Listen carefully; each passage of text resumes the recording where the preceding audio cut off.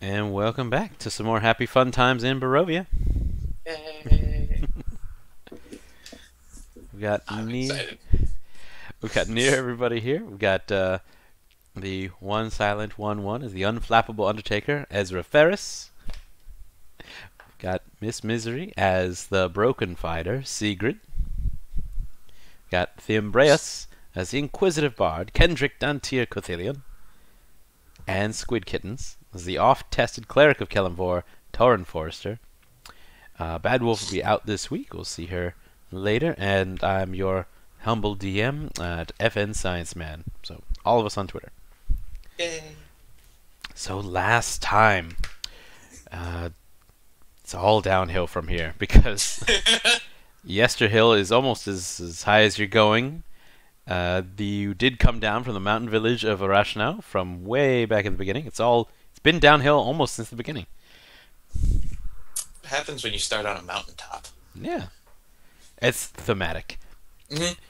Segrid took out the tree blight, this massive, corrupted forest creature that was further a corruption of, well, our dear departed companion, Mr. Tree, who, through just happenstance, was, of course, played at the beginning of the season with the one silent 1/1, and so Ezra Pheras has never met Mr. Tree, and the twain shall never meet, because Mr. Tree's dead again.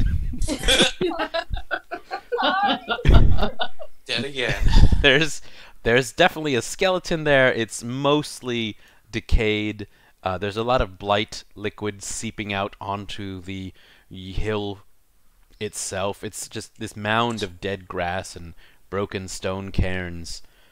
Segrid had taken out the big Mr. Tree while her companions were trying to reach for some others who were around. There had been some needle blights, vine blights, twig blights, blown away by fans and attacks and holy windmills of whirling blades. One, I'd say, some sort of wild mountain ruffian had gotten around to some sort of shining object on the south side of Yesterhill, and after seeing the large blight go down, started making a break for it, heading southeast with her last flight abating. Anna, our Asimar devotion paladin, at least joined up with everybody else, and after having, I guess we can say that was a suplex of Strahd, knocking him off his horse, his high horse, It was pretty fantastic. breaking some of the woods, and generally causing mayhem with a lot of really good high rolls. That you all did enough hurt and humiliation on the Count that he went ahead and retreated, though swearing that, well, you've only bought one more night. I'll be back. Yeah. And just in case it was no. too subtle... This is Les Miserables all of a sudden. That's Barovia all over. And just in case it was too subtle, when he was double flipping off both Dantiir and Toren, that meant strike 2. Oh no! Forgot we were being tested. I'm sure it's fine. So as you're all there at the midpoint up Yesterhill, it's a real tall, super big hill. You can see to the north of you the winery of the Wizard of Wines. At least the building looks like it's still standing. You did good work there. And, well, there's a strong, glowy green glow coming from the big tummy mouth of Big Bad Mr. Tree. The fire has mostly gone out. Oh, that's right. You guys wanted me to grab that because of things. Because of icky reasons. I will reach in and grab at the glowy thing. Oh, so you touch the glowy thing with your hands. Okay, well. my armor gloves are. Well, the armored gloves do take on a very oily substance. It's almost like tree sap. Imagine an evil maple syrup.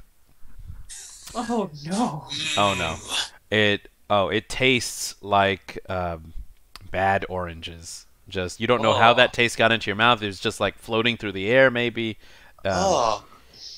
And so maybe it's not maple syrup at all. Maybe just somebody let oranges putrefy, and that's really what the secret blight is. That's what the secret sauce is. Putrefied oranges. It's rough. But the gem itself is almost sloughing off that blight as thick as it was. But as it's in your hands now, you can feel a warmth even through your gauntlet. It's like holding a very, very tiny sun. It's just so warm in your hands. And as soon as the rest of the blight seeps off of it, the putredy orange smell is gone. And you're left feeling like this is the only bit of warmth you have found in this entire valley.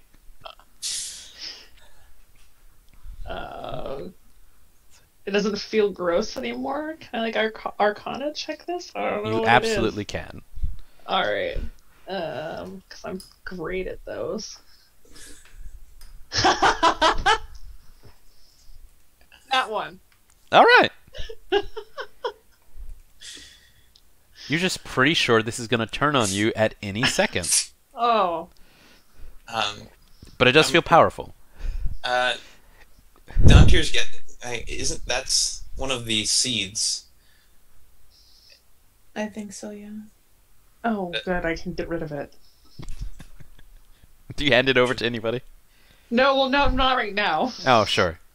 Just when we another get back, when we get back up to the winery.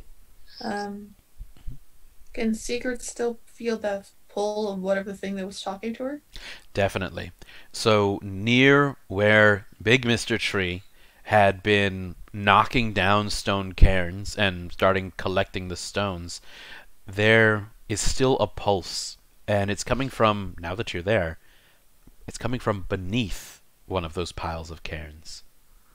And there's still just a whisper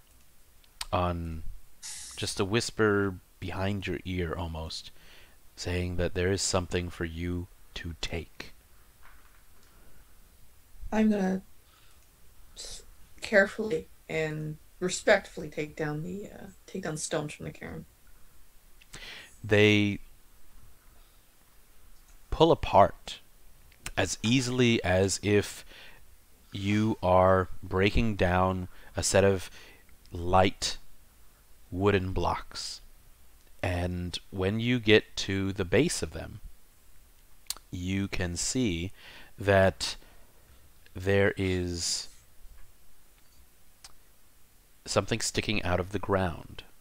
It is a very solid, thick haft, and it's sticking out there as if the first cairns were placed around it. It's about a hand's breadth up out of the ground. And the rest of it seems to be buried.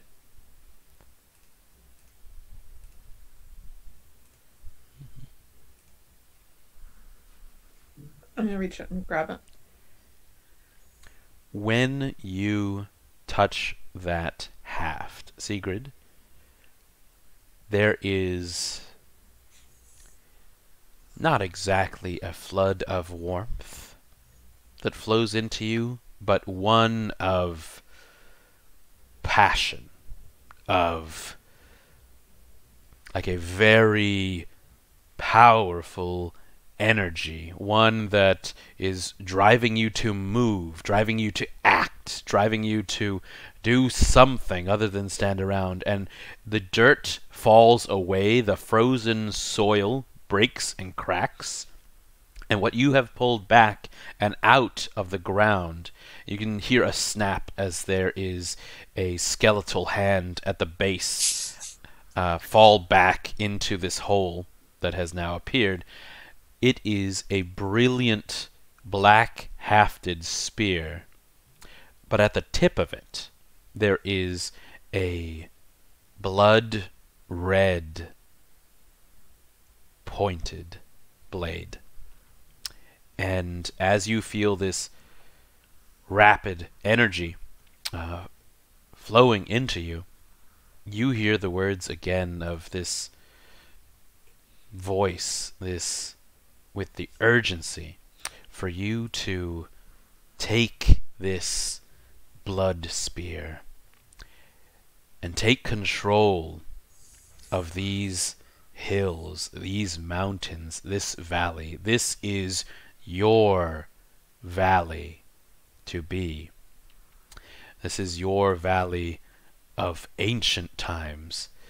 This is your valley that has been invaded, and the invaders must be destroyed.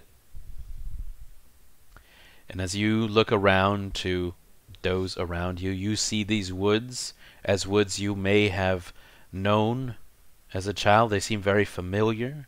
These hills, and even the mist to the west that shows just the faintest vestiges of some civilization, that seems more foreign than here. These are your hills. This is your snow. This is your valley. And this is your spear. Not one that you've known as Segrid, not one that you've known in your family tribe, but it feels like this is one that you know as a human.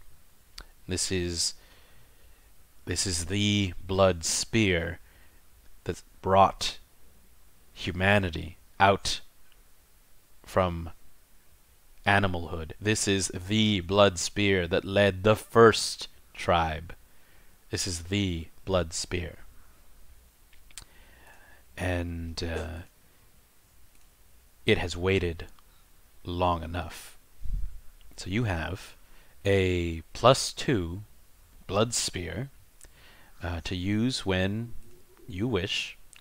You do still have one of your axes that Strahd very gently threw back at your face.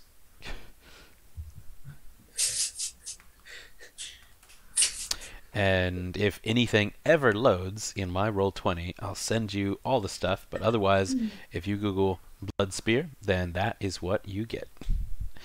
You can say +2 spear for damage, and you get 2d6 temporary hit points every time that you slay any opponent. You are bringing... I'm sure this is fine. What could possibly go wrong? To the rest of you, you definitely see Segrid look around with a new look of ownership in her eyes of everything she sees. At least if only for a moment. Maybe she looks like she has more furs on than before, but might have just been a trick of the wind. I think I'm just gonna look at it for a couple of seconds, just move it around. After all that, shove it on my back and walk on back towards everybody. Nice. Ezra, this is a hill of many dead things. Large and small. This is a field day for you. No, because there's too many dead bodies and not properly buried and stuff, so it's not good. Yeah, they are all above ground. That's definitely... Ugh, that's awful. It's the worst. And Poor management. There's so much snow just that's been fallen over the last day that it's not even likely that a good burial is possible without magic and stone shaping, and it's rough. So, dead hill, dead tree blight, dead, green dragonborn, and it looks like forcefully there's been a couple of mountain men and women that have been buried, a couple of druids. They've been dragged into the soil by vines, thick. Their faces are blue. Their bodies are bruised, and their bones are broken. Ezra, is there anything you want to check out around this area, around the hill? I think he's just going to, like, be cataloging. It's just like, okay, is, I think, human maybe, and that like making a catalog of all the dead bodies he sees. Didn't know the bone would go in that direction if it was snapped. All right, in the halfway, it goes Yeah. kind of at a different angle. You learn new things. Definitely. Every time. Okay. How's Dantiir now that, well, friends had to be put down sometimes? He is still very injured, but he is kind of just like trying to figure some way that they can like lay Mr. Tree to rest. That would be nice. Like, it's... Oh, yeah, no, I'm definitely, at the very least, gentle reposing. Oh, and Ezra's just gonna be like, oh, I've never seen one of these bodies up close before. Like, look at the teeth. This is so, like, obviously some, like, things have happened, but... Do you think it has a poison sac that works? You're not experimenting on her, friend. Experimenting, just like, You are not messing with the body. This was a friend. We Respect for the dead. Yeah. We were both attacked at the same time. I made it, he didn't. Don't. With that gentle repose, Toren, you do feel that with the cycle that things are caught here in the valley, you will have at least kept Mr. Tree's soul from being used again in this way. And this is something that the rest of you would be able to recognize from the tales that the people of the valley have told you of what happens to people who die in Barovia. So at the very least, this is a pause for Mr. Tree. But you do know that his soul cannot be put to any kind of real rest until the curse of Strahd is lifted from this valley. I'm going to take a drink for the title drop. Credits. So, what do you want to do now? As an out of character clarification, Anna was the only one who saw the mountain man running back towards the hole in the ground, correct? Last session? Yes. Okay. I think she mentioned it to us though. I think so. I think she said there's a man over there, shiny thing, because I know that you didn't know what he picked up. Yep. No. Okay. Is there still movement from that direction? Like, as I stand up from Mr. Tree's body? Oh, definitely. With everybody being so solemn, that it's very easy to hear the crunching on the dead grass and the snow being kicked up. And just wandering a look in that direction, you can see a man in furs and carrying some shiny golden object away into the south. How far away? Oh, he's maybe 90 feet at the moment. Can I dash and catch him if I can? What's your speed? 30, but if I throw that spear. Oh. That's a good hope. All right. So dashing in that way and giving a hefty spear. Let's give it a roll. Let's see how we can do.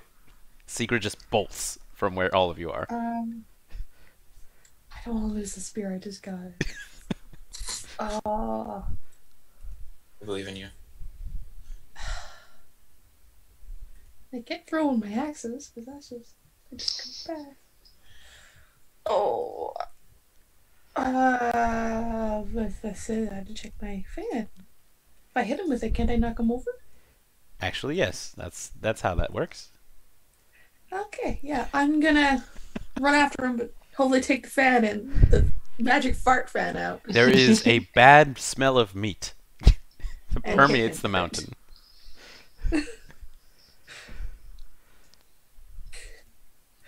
I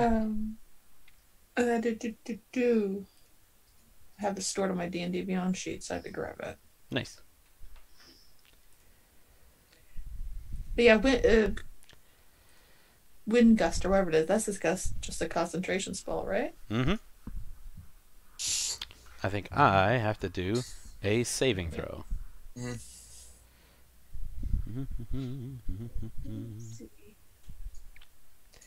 Yeah, you have to beat a 13. Perfect. Let's try this out. That is a 3. Oh, love it. Oh no, wait! I was holding it the wrong way. It's a 5. And he makes it. All right, you hear a loud "Ah!" and there's this body that spirals away, and then is knocked over into a snowbank. It's rather spectacular. There's like a man-sized hole in the middle of this snowbank. Dantiir will chase after Segrid. That is easy enough to do. So Segrid, you're holding on to the meat wind fan, and Dantiir, you've got full access to this tunnel that has been carved out of the snow that leads to a man-sized hole. Is there a separate, smaller hole where something he was holding may have gone through? There is an axe-shaped hole to the side. I am going to reach in for the axe, into the axe-shaped hole first, just to keep his weapon away from him. This is like the worst game of Operation ever. Oh, he's dead. So there is there's a very cold metal object in there, but somebody's holding on to it there. If I could do a quick strength opposition check. Man, I'm so good at these. Yeah. I got a 9. Okay. This one is a 14. And so from in the hole, somebody is shouting. Like, and they're shouting not in Druidic, thank goodness, but it is a very rough dialect. They say, "Oh, you think you're doing in there?" But they're shouting it over some wind that you're just to the side of. Give me this axe, I need it. I want to know why you were running away. Those are the bloody trees, that's why. It's dead. There is some silence. Let go of the axe. Let go of the wind. Let go of the axe and we'll see. It's like, we'll do it on the count of 3. 1, Sure. 2. He's not even waiting. 3. You feel a pull. I'm just holding on to the axe. Okay, I'm keeping your... give me one more roll. Right. I got a 9. 18! Okay. Brace yourself this time. Yeah, right before the 3, where you almost felt like the give, Dantiir, you yank, and there is a golden axe that comes back in your hand. This is not a battle axe. This is a woodsman's axe, but one of surprisingly pure gold. This has got to be some kind of enchantment. You would think something of this kind would have dented or melted away far before this. This is almost like an art room treasure, not a physical one. But even as you pull it back, you can see the sheen on this edge, and you're reminded of a tale of, well, a tale of a golden and silver items dropped and presented from a lake, and maybe this is something from similar. You've been having dreams of late of lakes and of magic. I will signal over to Segrid to cut the fan. No, take it back, but I take the spear and just point it at him. Okay. There Figure in is the snow. there is a lot of shuffling and also snuffling.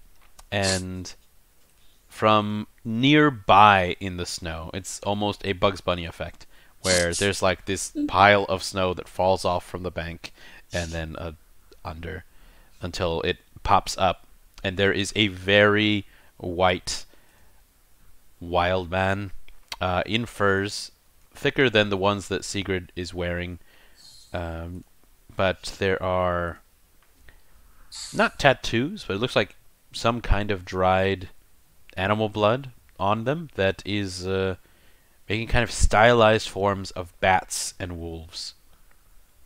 And this one has a very bushy beard on his face. And as he sees Sigrid's blood spear pointed at that face,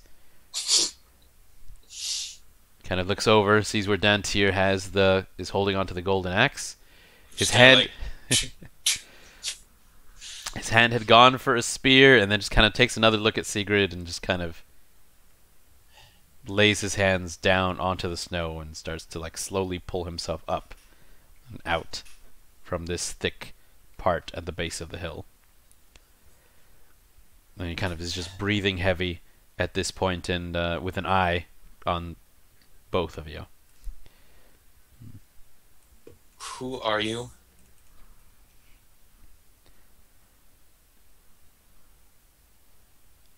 Jerko. And what exactly was going on up there? Why should we let you go? You shouldn't let me do anything. I will come back, Okay. slit your throats in the night, take your animals. Listen, I have spent most of my life hunting dirt like you. Heads of people just like yours were put on the gates of my family's home. You won't come and find us in the night, because I will be there, and you'll be dead before you step into our firelight. I suggest you listen to him. He's far kinder than I am right now. A lot kinder. Are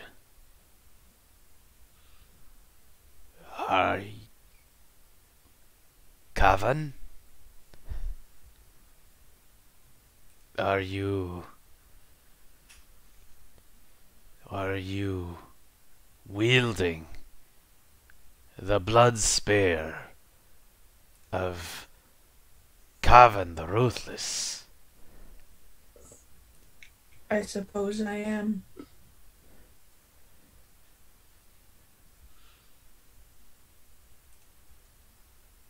Tell me this.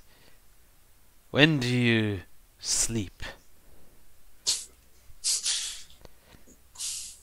If not at night. I sleep at night.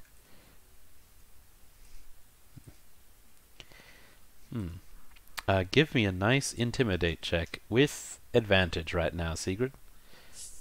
Can I use strength for intimidation, whereas instead of charisma? Because You can, if you can give me a nice... What are you doing? I have this mental picture in my head. She's just standing there, and again, she's straight, shoulders are up. She's made herself look bigger than she is, and she's holding onto the spear. And in my head, she's gripping it and turning slightly so it creaks. Ah, okay. Her knuckles are turning right, and she's just like, giving the absolute stink eye. Like, That is an excellent use to use strength on there. All right, give that roll. Let's make that blood spear your own. +4?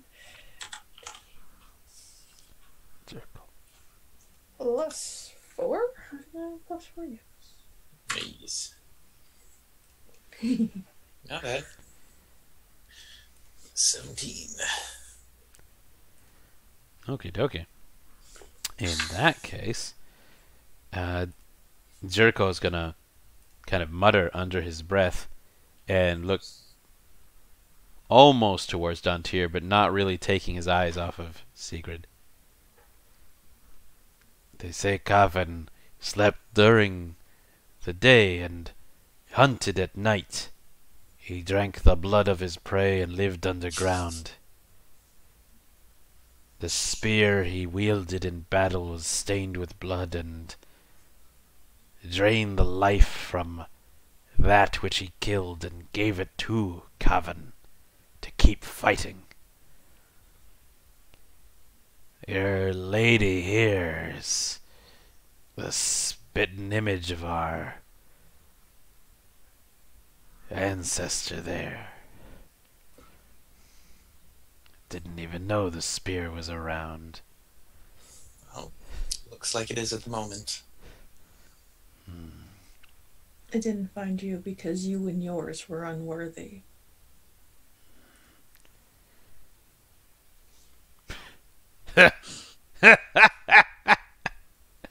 Worthy. In this valley. He kind of spits, and he spits out like a tooth. You'll find no one worthy this valley. You'll find only an unending living death. We do what we can to sate our lusts, bring some semblance of life. We're all dead. You're dead. I'm dead. My mates are dead. It's just a matter of time before we're moving again.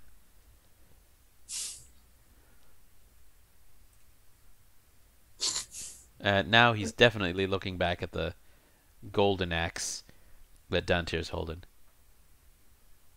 How about you just leave me with that and I'll walk out about that way. I know. Oh, come on. Good call, Segrid. Whatever you want to do with this thing. I'm going to shove it into his chest. Ah! Not to kill. Probably only about an inch in. I'm going to press it into his breastbone, basically. Oh, sure. Ah! And that's exactly what Toren sounds like as he approaches at this very moment. Ah! Dig it in a little bit. And Dantiir has started, like, walking away. That's like an inch into my sternum. This is the one and only time I have ever shown kindness to your kind. I suggest you walk away. Because I would make my ancestors proud by killing you. We are in this valley and we will leave it better, whether if we die here or not. But if I ever see you again or anyone bearing your marks, you'll never see any of them ever again. Because I will eliminate each and every one of you. Like I said, I've spent most of my life, my people have spent most of my life hunting mountain trash like you. You come near our villages, you come near our children, our sheep, our stuff. People, trash like you, don't survive. Walk away.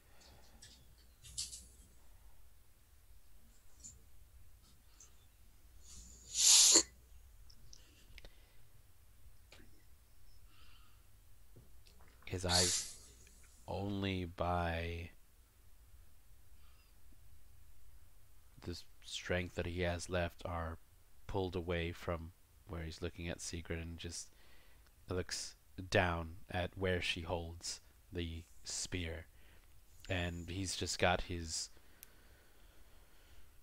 teeth grit against the pain, but he doesn't make a response, but he doesn't raise his hands and he doesn't raise his body.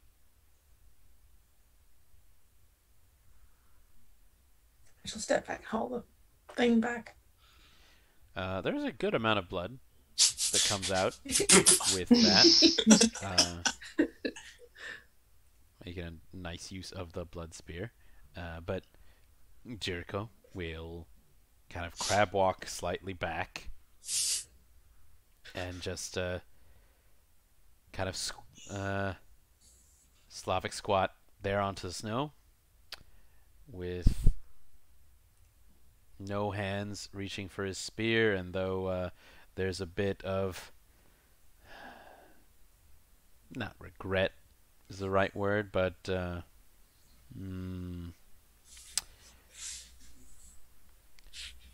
just sour grapes, you might think, looking at both Sigrid's spear and then at Dantiir's golden axe. But he doesn't say anything else, and he certainly does not reach for any of you.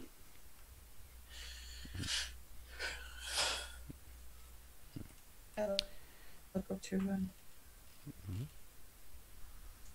Is he gone? I thought for a second, sorry. He kind of crab walks back, and so he at least gets some distance in between you. Still heading in a southward direction, about 10 feet. All right, what is your earshot? I'm just gonna love that is true. Are you feeling okay? I'd really like a good night's sleep. And I still have a few more things, but Let's go with sleep first. Okay. Dantiir's just gonna like put a hand on her shoulder and pat her. Like head back towards the rest of the group.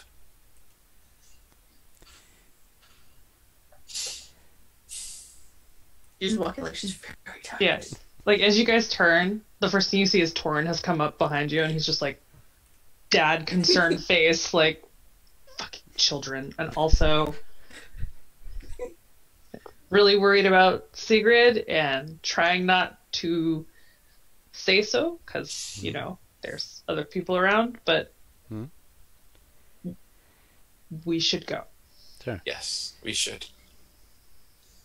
Ezra, as your eyes are attracted to these kind of sights, the blood that has been dripping off of Sigrid's blood spear as she pulled it out, it dripped about maybe once, but the rest of it begins to flow backwards and into the spear itself, and it brightens the point just ever so slightly. And there's no more blood dripping from it. Cool. Yep. Just going to keep that marked in my book. And then if everybody could give me a very quick perception check.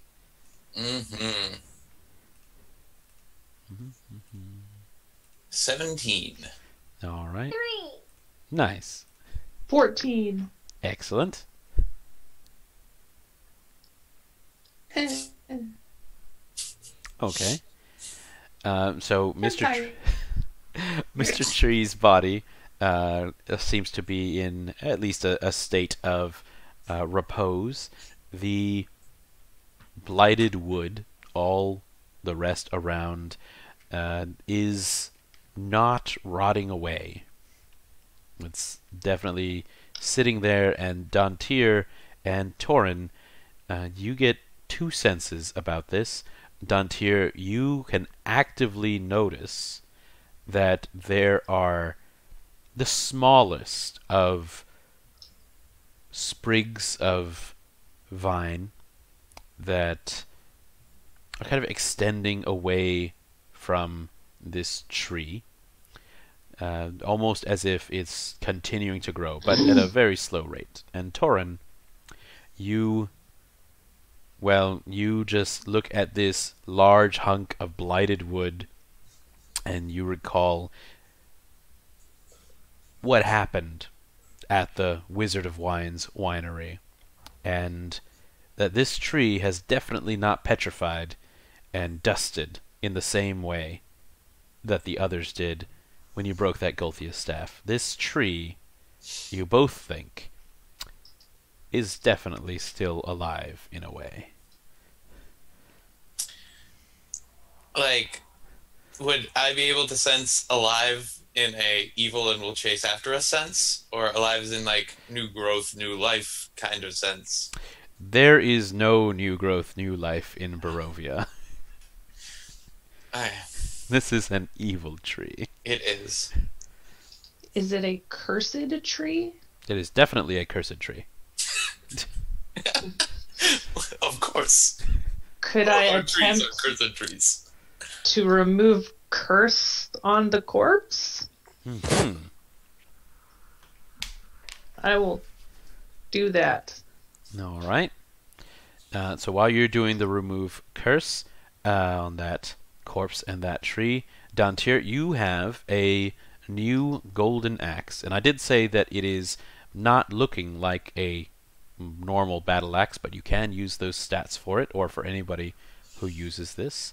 And as you even take a step near the tree just to take a glance at those new vines and growth. They do not look new or green. They look just menacing and thorny.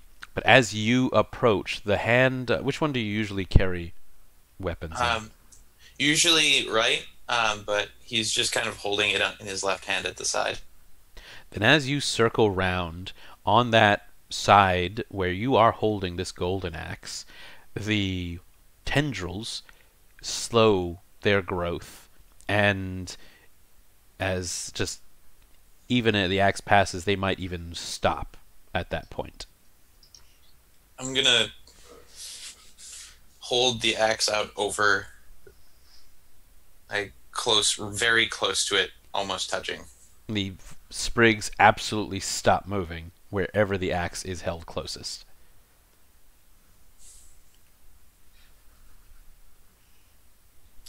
So is this entirely like Mr. Tree?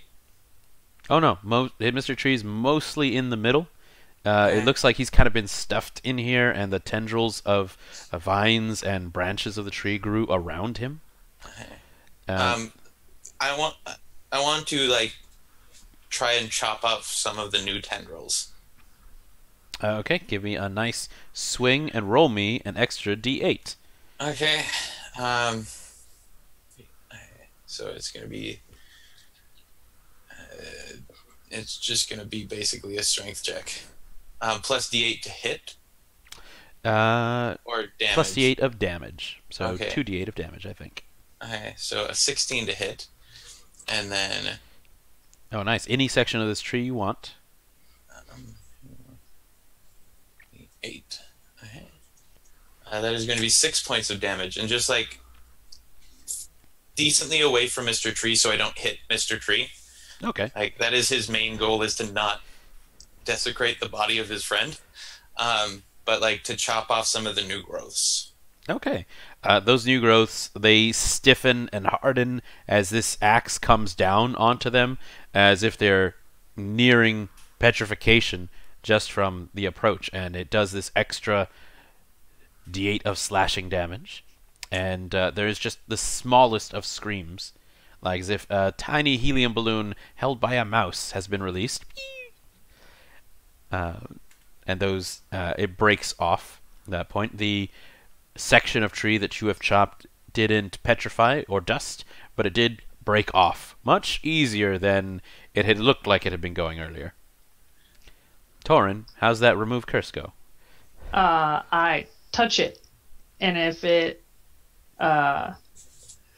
all curses affecting one creature or object, and if the object is a cursed magic item, the curse remains, but the spell breaks its owner's attunement to the object, so it can be removed or discarded. Nice. Okay. The sections of this tree blight that you do touch all the way through, you see a graying as the first of the bark, and then as you see the wood inside start to soften, almost like turns to charcoal around where you touched and moving outward. And as Dantiir is sort of near you, that section crumbles away the fastest, and the rest kind of still stands as a blackened husk of worn-out plant matter. And the effect spreads much further than normally it would. In fact, from where you all stand on Yester Hill, there is almost a slight shudder through the grass and the land, and there's a couple more of those small twiggy screams from on the far side of the hill and on the west, and surprisingly close at the north. But just beneath Ezra, Segrid, and Dantiir's feet, where I don't think the grass was supposed to be growing this tall through the snow, but whatever, it's dead. And and there's just a quiet, a very snowy mountain quiet that is mostly unique to areas of heights and less evil magics, of which there are no longer any directly around.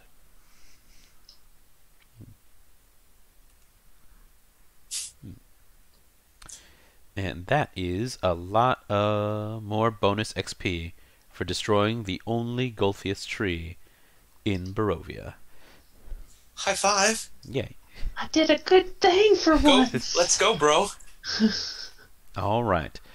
Good big bits. This is why y'all's the level 8s, because you get things done. You're making this place better all the time. Okay. So there are no more new blights that can be made here in Barovia. So where do you want to go? To take the seed back to the Wizard of Wine. Mm-hmm. Yeah. And Dantiir's gonna be like walking very close to Segrid, like making sure she doesn't like pass out or fall over, because he's worried. Okie dokie. Let's see. From Yesterhill.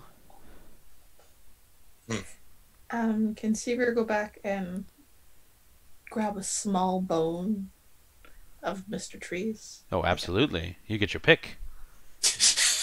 Always wanted this one. He has most of. He has most of them. Humorous. Yes. You get to keep a cool part of dragon. Yeah, he doesn't say that. She's gonna take it. Put it Okay. in with her pet. She has. She's got like stuff from other family members, so all there's Mr. Trees' bones, so she's taking it. Let's see. Let's go with part of his ring finger, as that Nice. always makes for a good reliquary. Ezra, while they are retreating on that, are there any other parts that you would want to grab here?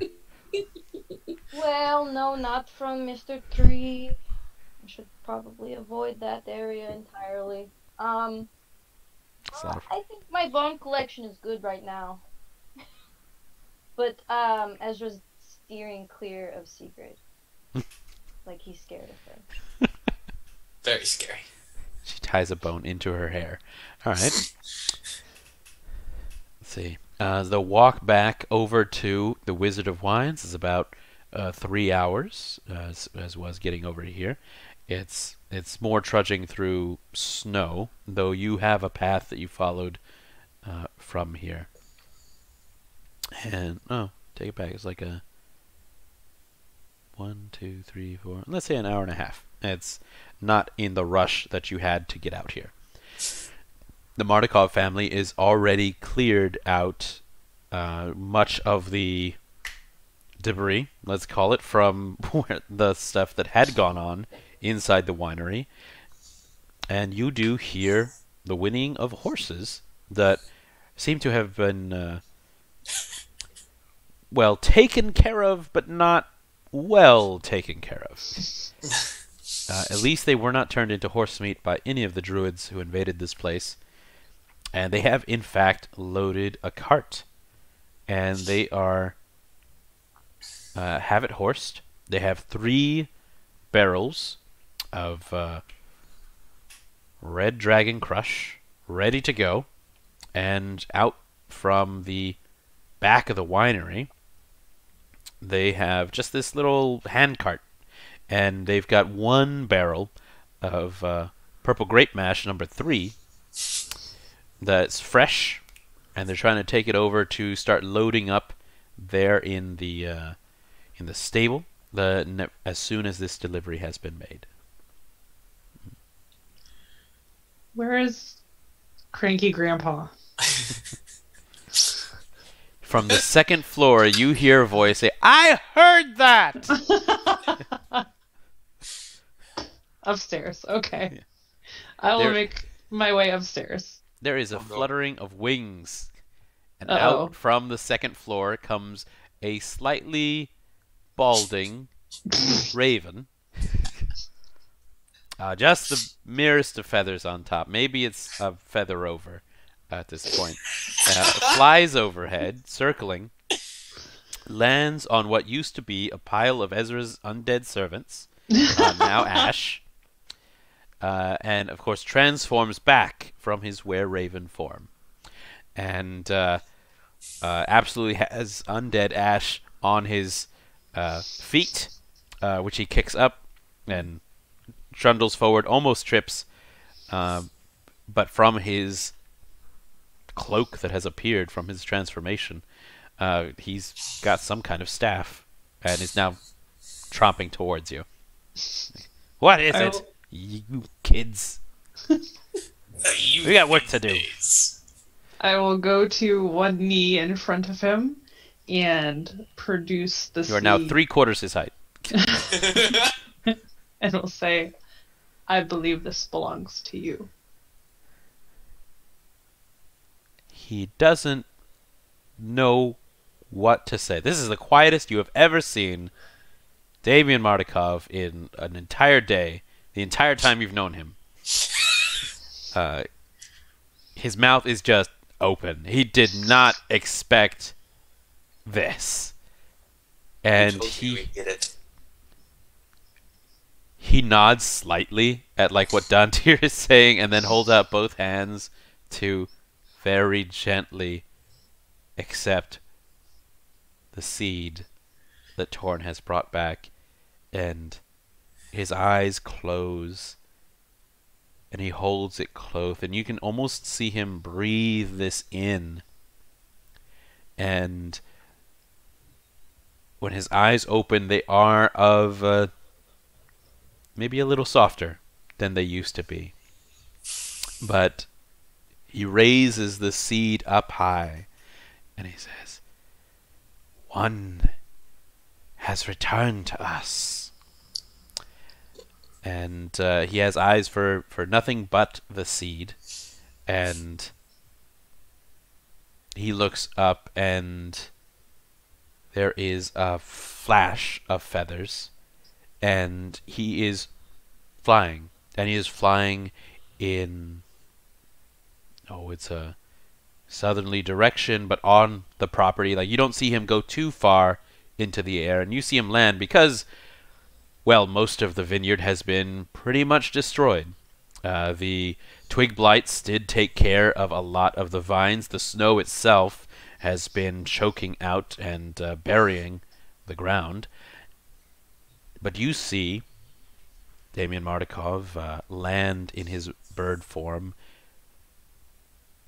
and within a few moments there is a green flash, and from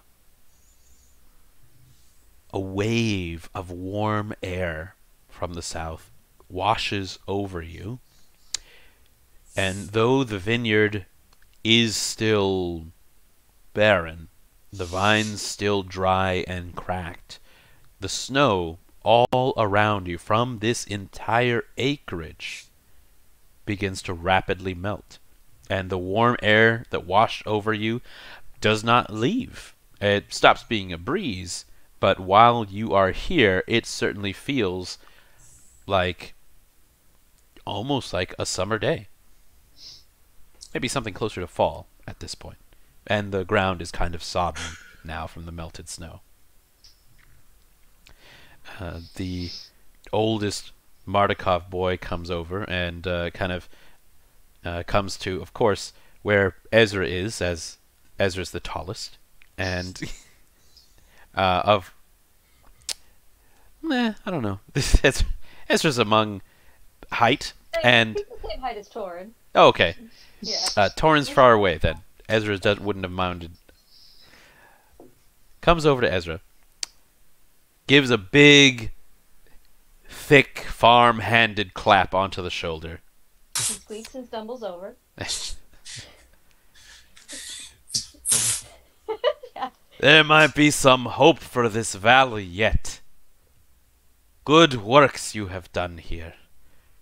There's... with the snow melted, maybe some of the vines will take, or... well, there's some hope now at least. We just need to recover the other 2 seeds and we'll be up and running again. This is a means of celebration. And he calls out for his brothers and sisters, and that one barrel of purple grape mash number 3. They wheel it over, and they've got some nice wooden mugs. Poke into this barrel. They've got a nice ready spout for it. This was, I guess this was going back to Vallaki, back to the blue water.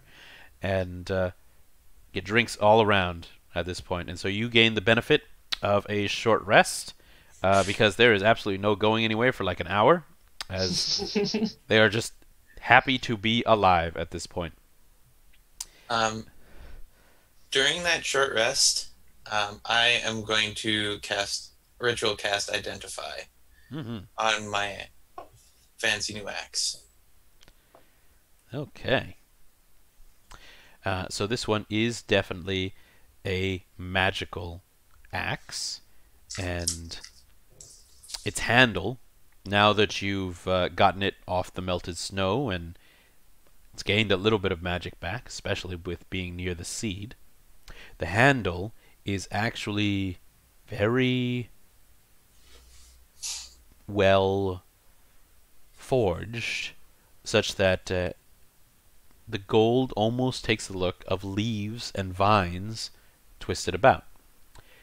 It weighs about half as much, even, as a normal battle axe, and you know that when it does hit a plant, whether ordinary or plant creature, that target's going to take an extra D8 of slashing damage. This is also a good aligned aura that you feel about this axe. It was meant to be doing good works. And if a non-good alignment creature would wield this axe, it would prick that wielder with magic golden thorns every time that non-good alignment creature attacked with it. Is somebody getting pricked? No. Good test. Just have somebody like toss them this axe and have them attack you. You tell if they're good or not. It's like, hold on. Ah, I see. You hit me. You're evil. I've Nothing got to do with the thorns. It's just if they hit you. these are thorns of truth. Magical golden axe. Oh my gosh! I can finally look at all this stuff that Segrid stole. I was wondering, like, we have to talk that out at some point. Yeah, totally. Oh yeah. Like, Mm-hmm. Oh my gosh, all that stuff. Okay. All that stuff. all that stuff. Oh, Yeah, what did I'm you get? gonna I'm gonna shuffle over to him, sorry. Yeah. And go below my bag, and it's like we have to Kind of deal with. flinches when you get close. I think Secret actually would look a little bit hurt. Mm-hmm. Okay. And we need to sort this stuff about what you want and what you want to keep, because Oh you yeah. probably can't go back into the city. I don't know what came over me, but Yeah, you I didn't probably really can't have that return this now. But let's at least check it out. Maybe we can pawn it off to somebody else. Like, I didn't see it before. Yeah. How stealing works. I don't really know either. Maybe we should ask Kendrick. Would he know? How does stealing All work about in the that stuff. stories? I'm not 100% sure, but feel like you probably would. New experiences. While you know? everyone is sorting, I'm going to use my last second level spell and Prayer of Healing everybody. So you get 19 Oh, points girl. Nice. per buddy. Wonderful. That Okay. is beautiful. Why do you want to know how stealing works? I show the contents of the bag. Ah, Mm-hmm. Let's see here. So, of the things there, I think these were, as we saw in the commissioned art piece, which was Yeah, I fantastic. loved. great. Secret putting a bunch of things into Just like- Ezra's bag. Uh-huh. I Um, wrote it all down. Let's see. There were a lot of stuff into that trapdoor closet. Oh, I see. Oh my. Oh my. Okay. Deeds to Vallaki, huh? Pretty sure we might die when we go back there. Oh, we're bringing them wine. It's fine. It's fine. They're getting wine. Let's see. So for everything. So let's see. The brothers' room is the one that had the illustrations, and the cat room was the library, and then that's where you found the Well, the stuff. There we go. On a complete whim, we trashed the place and took all of their stuff. Mm-hmm. And both offended and impressed. So there is a bunch in here. Let me go ahead and set this up. I think I might have even said this.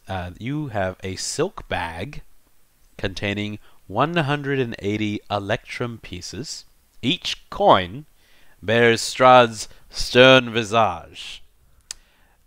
There is a smaller, still substantial, leather bag that contains 110 gold pieces, also Barovian vintage. There's a wooden pipe that is carved intricately with a couple of, well, if you didn't know any better, these would be some imps and devils carved into it, as well as one stylized wolf head.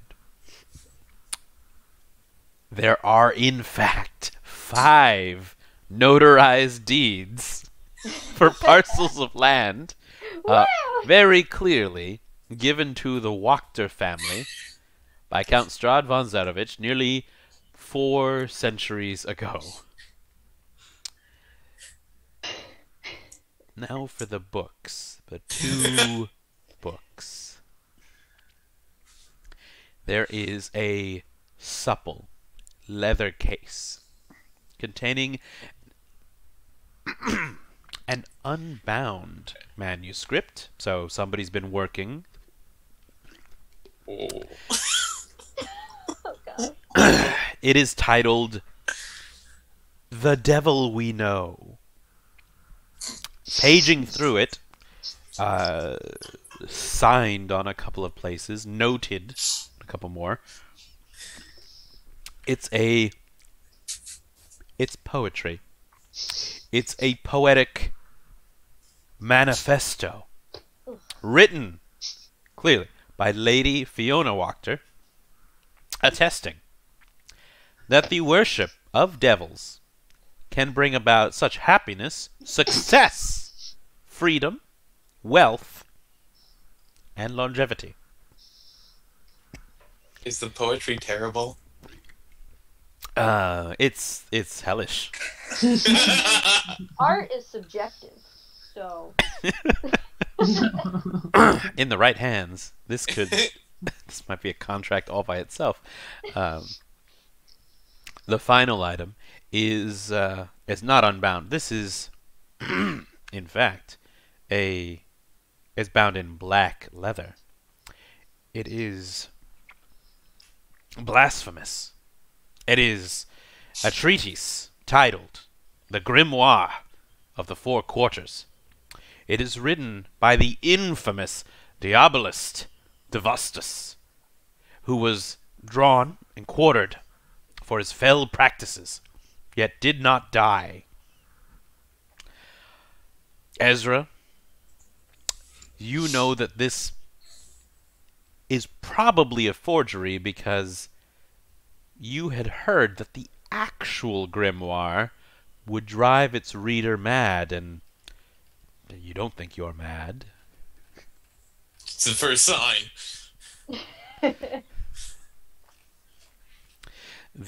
Those were the books.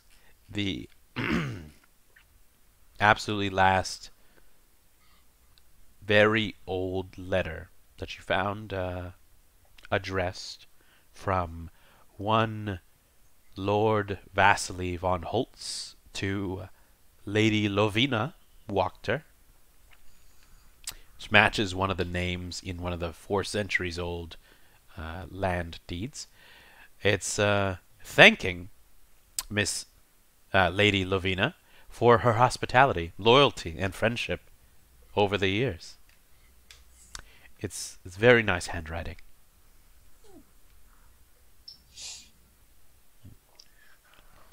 So yeah, we should not have these.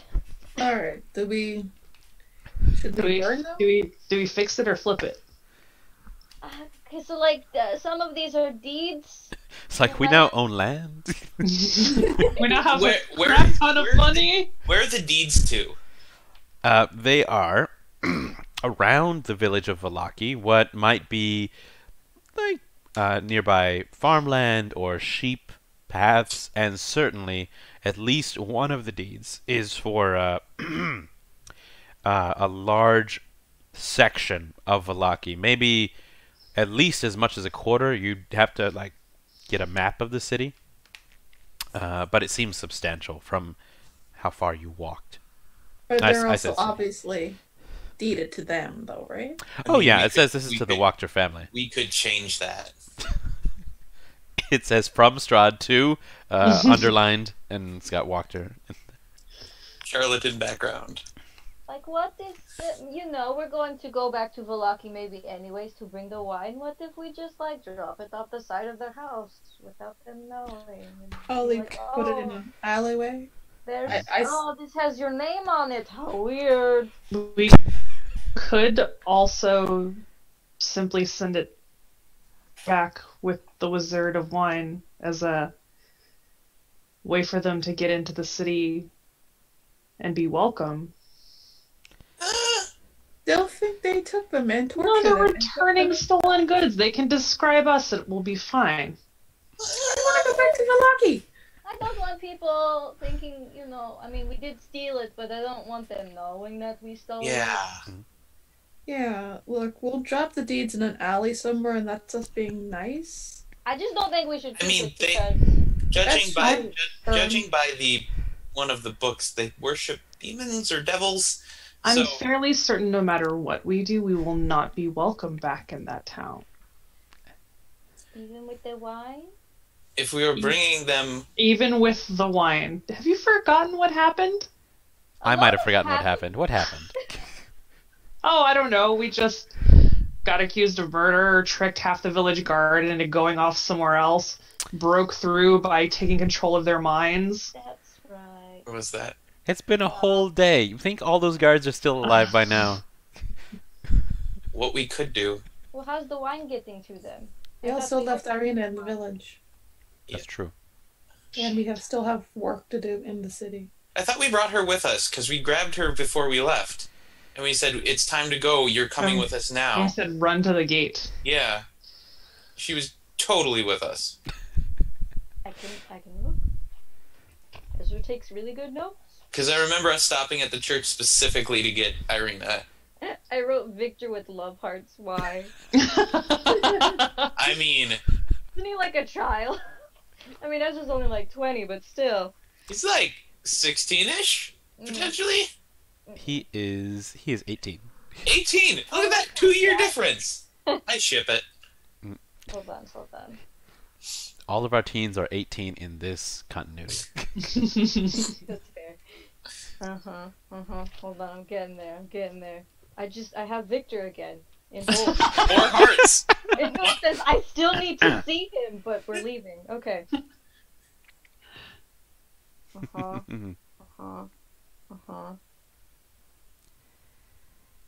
I don't think I wrote it down. Because, yeah, we made a pit stop at the church specifically to... And there was an altar boy. The altar boy, which we made cry because Irina Yeah. was leaving with us Yeah. and leaving him alone. Mm-hmm. That's good. Man, where did she go? Okay.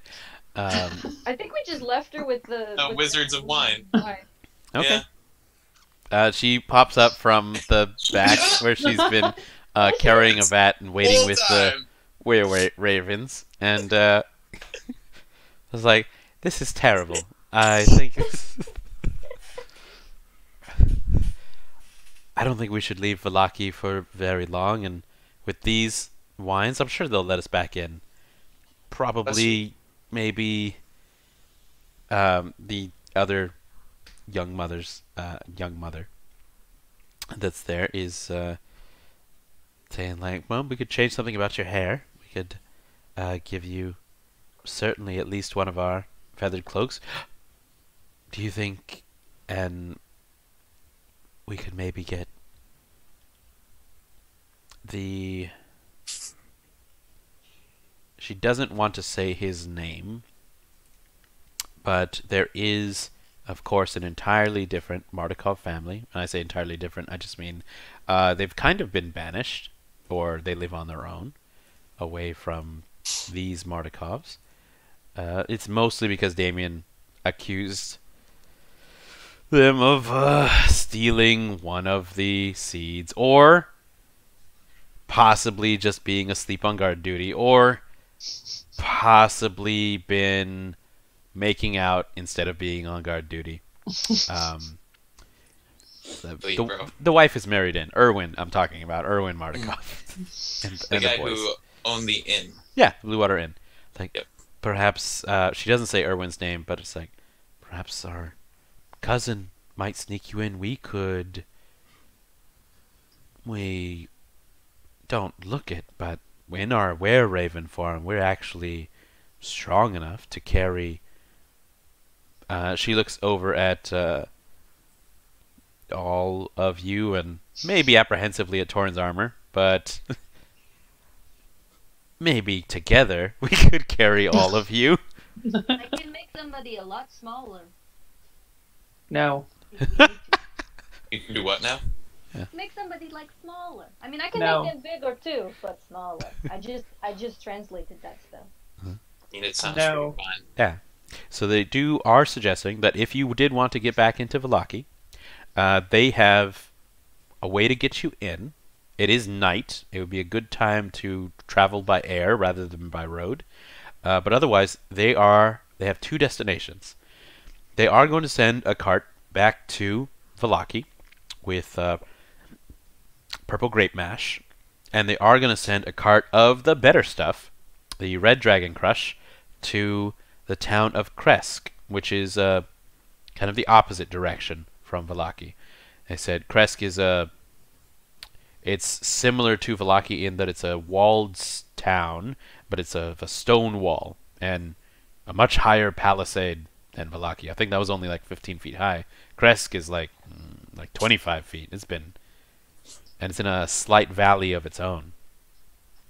They said that the mayor there, the burgomaster's probably not had wine for longer than Vallaki. They've been running out for a while. And, well, the Abbey was always a good place to hide out when they needed to. The Abbey of St. Markovia. Yes. Real holy place. That's where we should go. I see the abbot is a nice guy. I know you feel we have unfinished business in Vallaki, and I know that there's a guilt and a need to go back. But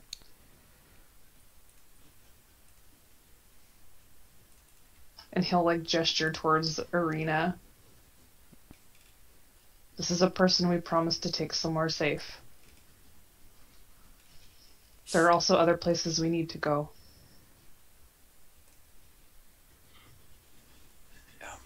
Okay. I'm gonna take the. What do you do? You gonna take the what? I'm gonna take the deeds, roll them up, and bring them over to one of the family and just say, Just drop it while you fly over. when you fly over the city, just drop it on a roof somewhere. All right. Well, no, take it in though. Definitely not. And I'll go to Ezra and ask, what does he want kept and what does he want burned? Because whatever we have that we don't need is getting burned. I might keep this poetry book. I mean, it's not good or anything, but It's all about worshipping demons. Yeah. Devils. Demons, Devils, completely sorry. different. They're different. There is a poem that says like devils are not demons. Completely Yeah. different. just because I read it doesn't mean I'm going to start worshipping demons. Got you I'm there. looking at Hunter, just like convince him. I mean, it doesn't mean you won't. Now that that's, logic. I mean, the language is hard enough. I don't. We saw you raise the dead. Yeah, that's totally fine. That's not inherently evil. No, Binding them to your will, that's a little bit more. No, I just move him from point A to point B. What else can you do with a dead body? bury it, respect it. Yeah, that's how I can get it to the burial. I'm not very strong. This is what I did back home, you know, in the basement. It's fine. This is a good conversation to start. What are Ezra's views on necromancy, and where is it a thing that has gone through his family? Was the funeral parlor a specialty? Like, this was just... Well, his mom taught him all the magic that he knows, and as far as he knows, raising dead and stuff like that is totally fine. You know, because all he's ever seen her do is raise a body to move it to one location. So he's just sort of like, what else do you do with a dead body? You just have to, you know, if you can't pick it up yourself, you just have to move it. Yeah. So, like, he doesn't really understand that it's, for other people, bad. Or not seen as a good thing. And then the rest of the Pheras family funeral home did perform all the other rites of Kelemvor, and that's why Ezra's got training in that as well, to make sure that after the body moved itself to a better location, adjusted its head and joints, and honestly, very convenient, that the final rites, as it laid down, were all made, and bodies buried or cremated as normal. It's practical sacrilege. Totally fine. It's like I think Mr. Pheras, Father Pheras, had a... No, let's make it the mother. That Mother Pheras definitely put it in an example that there had been other funeral homes that, well, the Pheras family always made sure it was the right body and of the right type, and they treated it with respect, and that there had been other funeral homes where to be buried in a blue suit, it cost maybe 10 gold, but to be buried in the black suit, just 1 gold, and not that the suit or the transfer that was any of the difference. It was just the labor involved in just switching the heads.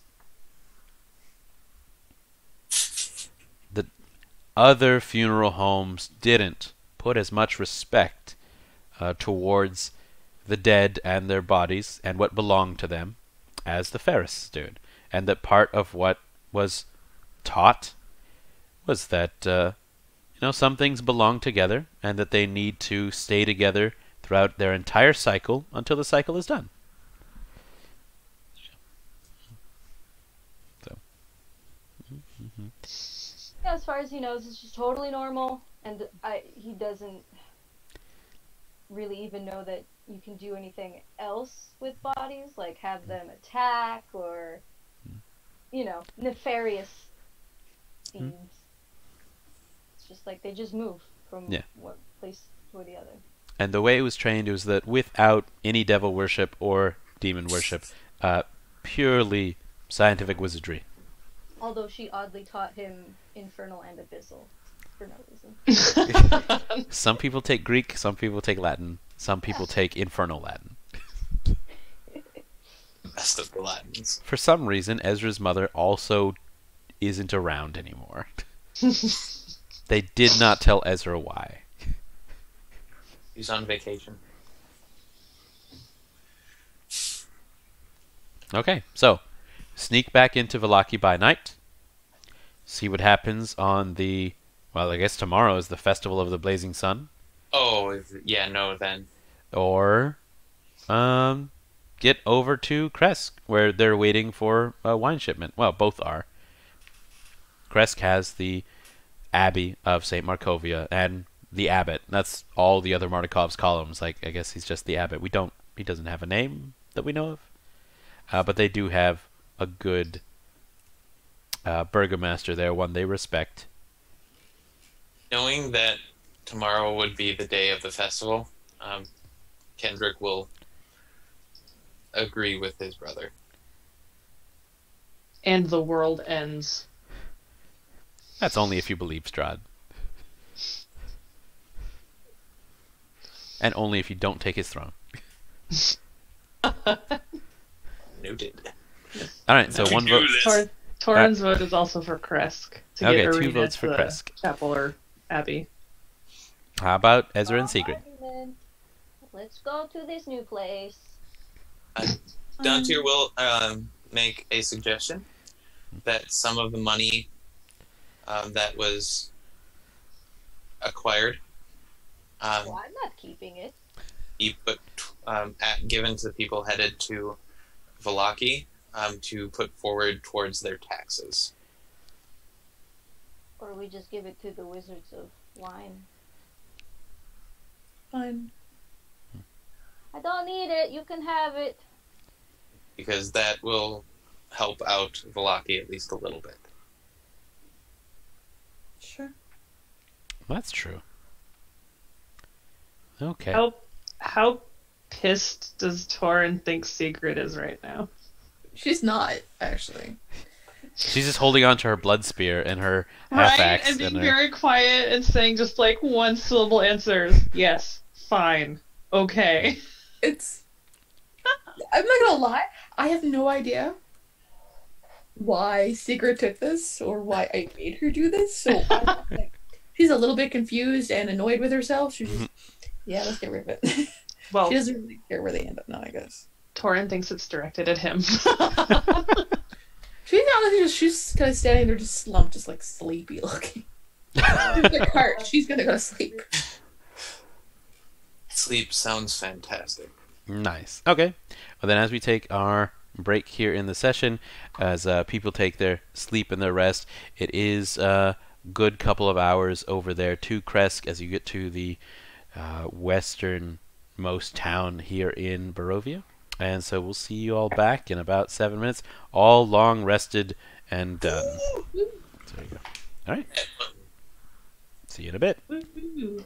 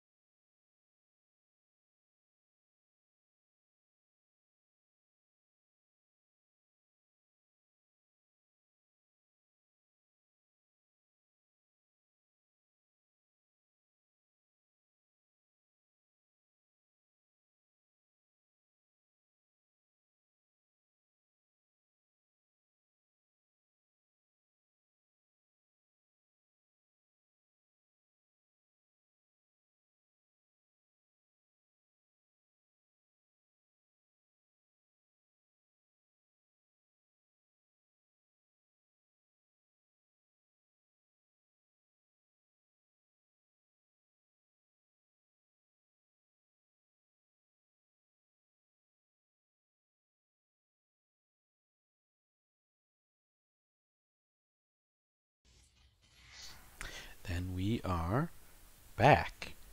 And as the road branches north and climbs a rocky escarp, it ends at a gatehouse built into a 25-foot high wall of stone that's reinforced with buttresses every 50 feet or so, and this wall encloses a settlement on the side of a snow-dusted mountain spur. And beyond the wall, you see the tops of snow-covered pines and thin white wisps of smoke. And the somber toll of a bell this early morning comes from a stone abbey that is clinging to the mountainside high above this settlement. And that steady chime of morning is inviting, a welcome change from the deathly silence and oppressive fog to which you've grown somewhat accustomed to. It's hard to tell at this distance, but there does seem to be a switchback road clinging to the cliffs that lead up from the walled settlement in front of you up to that abbey. The Mardikovs with you do turn here to the gate, and you may note that the road actually keeps going further to the west, but anytime you asked of, well, what's in that direction, they just said mist, and that's how it goes. Joy. So as the air actually seems to grow colder as you approach the gatehouse, and it's got two square towers with peaked roofs that flank this stone archway, into which is set a pair of 12-foot tall, iron-bound wooden doors, and carved into the arch above the doors is the name Krezk. And the walls that extend from the gatehouse are 25 feet high, and atop the parapets you see 4 figures wearing fur hats and clutching spears. And they watch you a little nervously.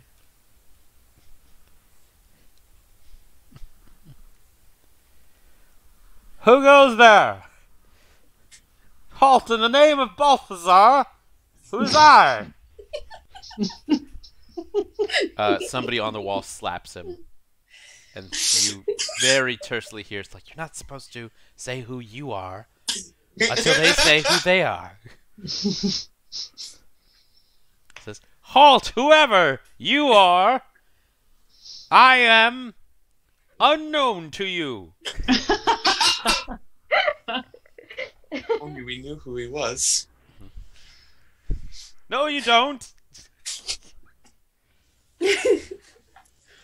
Balthazar.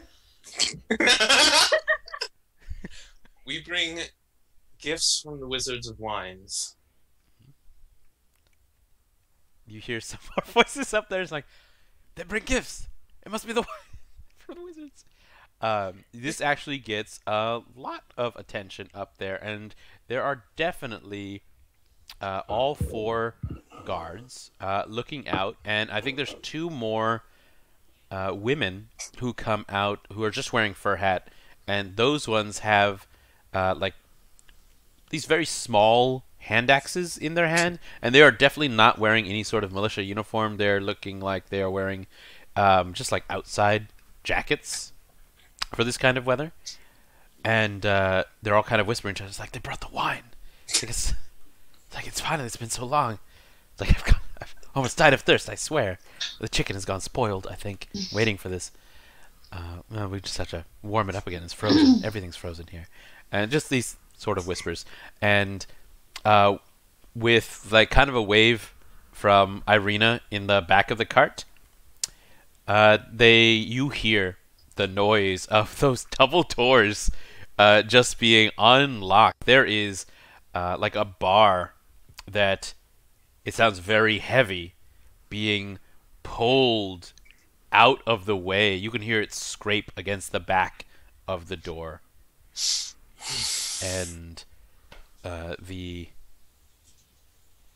as you see the doors open beneath you, it's like, hold on, we're gonna get the burgomaster. Gotta inspect. And you see this kind of youngish man, more of a lad, a youth. As you're, Little lad. yeah, as you're getting to go down, and through the doors, there's this lad who kind of bounds away, and it's not too long before you are inspected by the burgomaster of Krezk. He is a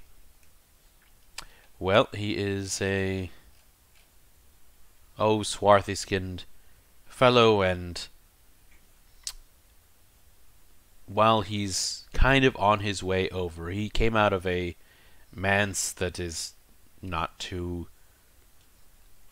royal in the way that, like, the Oroshnau's burgomaster's mansion was, or certainly not Vallaki's manor. It's more just only a little taller than any of the other buildings. And as you now can see into the village proper, well, the mist-shrouded village beyond the wall is nothing more than a scattering of humble wooden cottages along dirt roads that stretch between stands of snow-dusted pine trees in the village. In so many trees, in fact, as to constitute a forest in here. And to the northeast, there's gray cliffs that rise sharply, and the road winding up to the abbey is easy to see from this vantage. And you see like a couple of cows and mules already at work or being led to some others. There are you don't see any signs on any of these buildings. Doesn't look like there's any inns or taverns, and by the smell of it, just by the smell, and you might have the only horses here. And the burgomaster comes out of the largest building in town. It's, like I said, still modest. He introduces himself as Dmitri Krezkov. And they are very happy to finally receive wine. And it's been about a month since the last one, and it will be appreciated. And while you are kind of having the cart looked over by Burgomaster Krezkov, the abbey bells ring again. And this time when they ring again, there is a baleful scream that's coming from the abbey. And there's just, like, following that scream, there's also laughter, but I wouldn't describe it as human laughter, and that's a little difficult. And Burgomaster Krezkov kind of doesn't look up from where he's inspecting the cart, and his shoulders just kind of look very slumped and very tired, and his eyes definitely look like they haven't closed long enough, at least this last night. Does that usually happen a lot? He kind of looks over the last of the wine, and the abbey's bell rings at odd times day and night. We don't visit the Abbey anymore. This looks like it's all in good affair. I thank you. If you could take this up to my cottage, I'll make sure this is distributed. My wife should be able to direct you in. We have the only wine cellar here in the village. Anna. Why don't you visit the Abbey? Yeah. It's creepy. I mean, if you need a reason. Totally fair. Yeah. Can't fault you for that one, man. Creepy? It was, I mean, when the abbot moved in, he was so handsome, so charismatic. I thought it was a good turn for Krezk. Thought it was maybe a sign from St. Markovia herself. But, not saying that it's any of my views, of course, but, some folk aren't comfortable around those mongrel folk that he keeps up there. Oh no. Mongrel folk? Oh, you know, kind of, I can't say any two of them look alike, but definitely you got the, hunchbacks, the, pockmarked, the, weird-armed and loping. Oh, so lepers and the lame. It's charity work. You're an asshole. I take care of the Weird village, arms? and the abbot takes care of his flock, and, well, we have our times tough enough as it is. Judge not lest you be judged. And he looks back over your dressage, Toren. Cleric. Shit. How weird is weird armed? Give me a charisma check. He is really tired. Or a persuasion check. A persuasion. All right.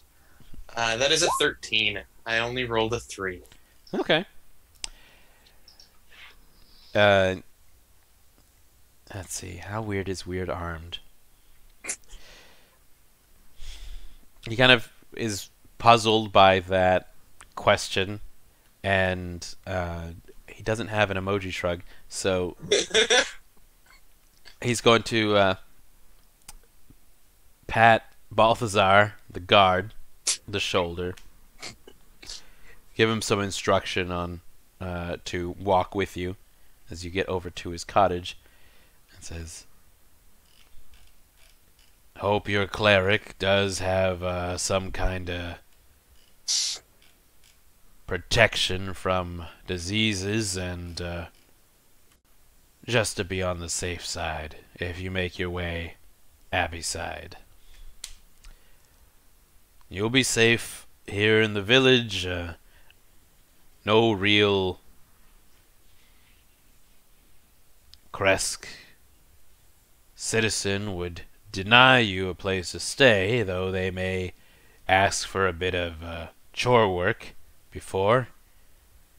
Really appreciate the delivery." Dantiir, you get a feeling that this wasn't a response of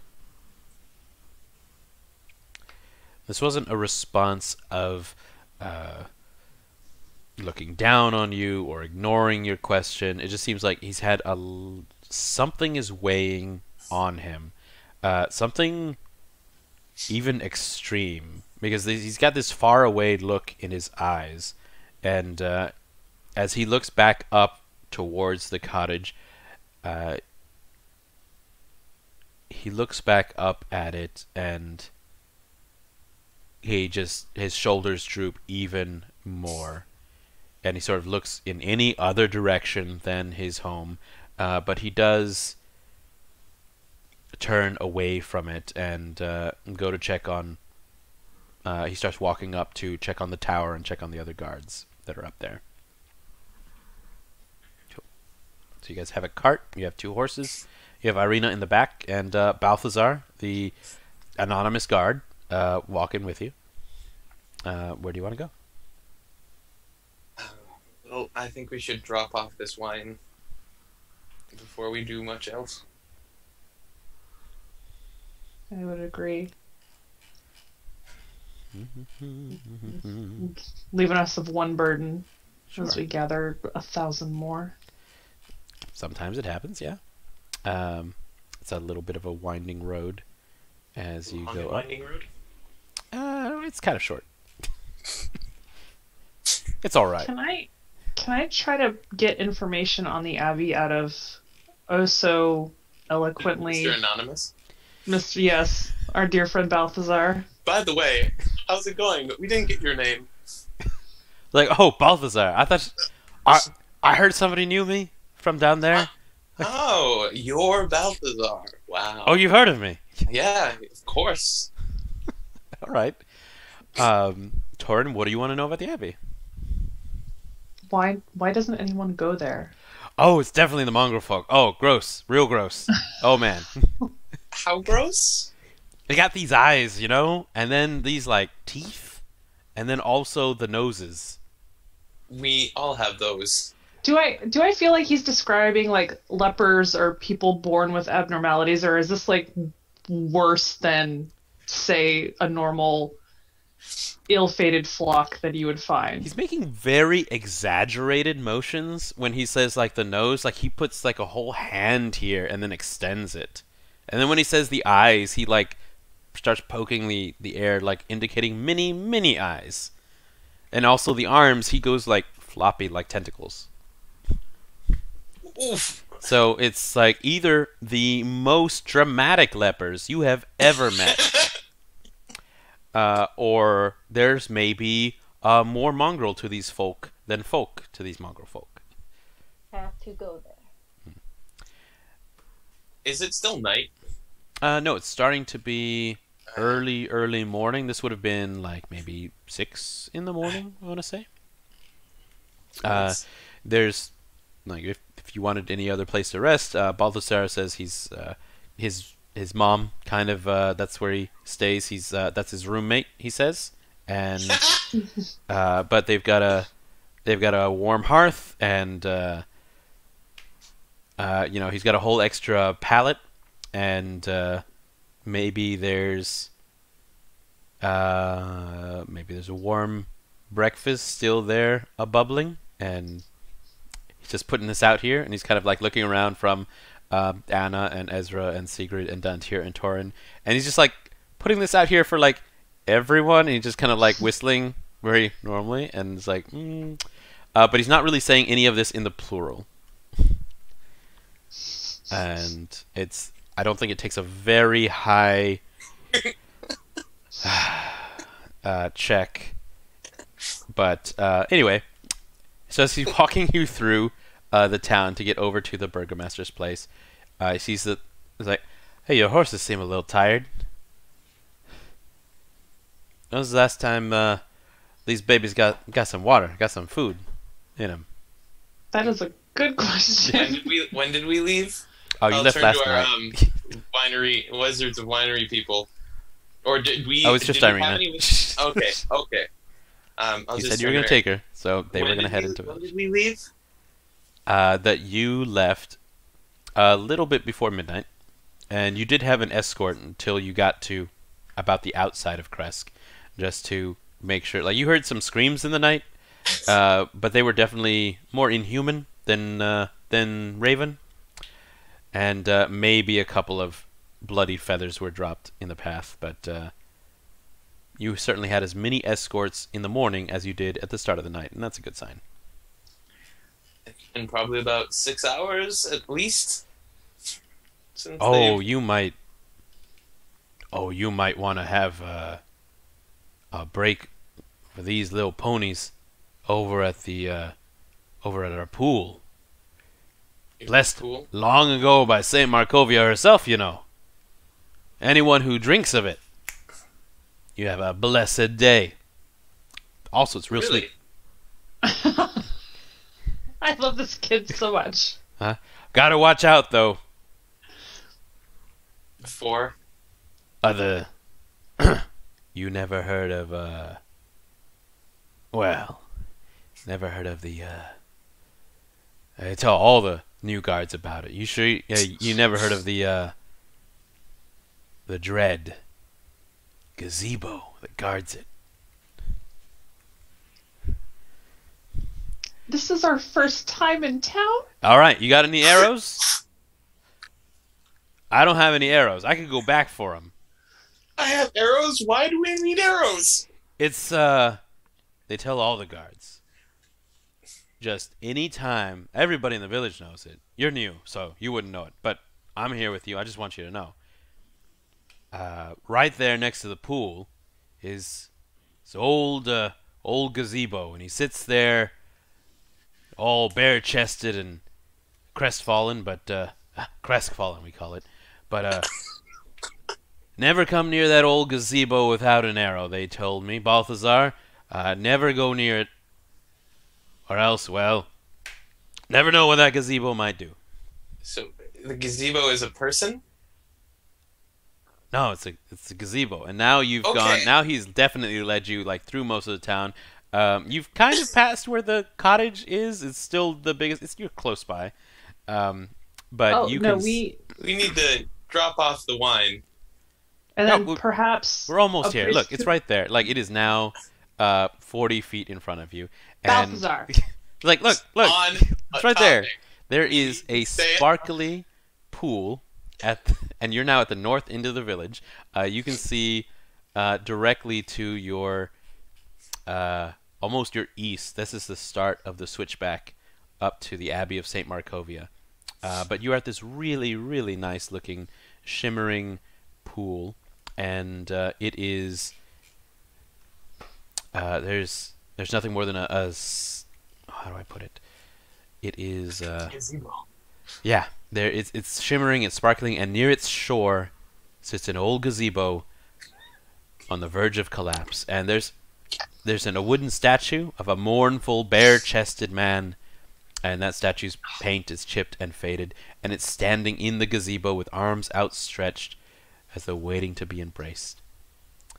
And So that's where the bare-chested part comes from. Okay. oh yeah. That gazebo looks so frail. It's probably the next strong wind that comes down off the mountain is going to knock it over. But there are a lot of trees to the west, walls just to the north of you. It is still inside the village, and of course the cliffs over there on the east. Toren, give me a religion check, and Ezra, you can do this as well. Attack the gazebo. 14. 10. Okay. Now that you're closer, the statue, Toren, you're pretty sure, is a depiction, like a very, very old and almost, not exactly primitive, but it looks like it's maybe an older era depiction of Lathander, in the way that it's positioned so that he's reaching towards the east, towards the dawn. And Dantiir, of course, you know the famed tale of the Dread Gazebo. And if this is the same one, it could be as old as that tale.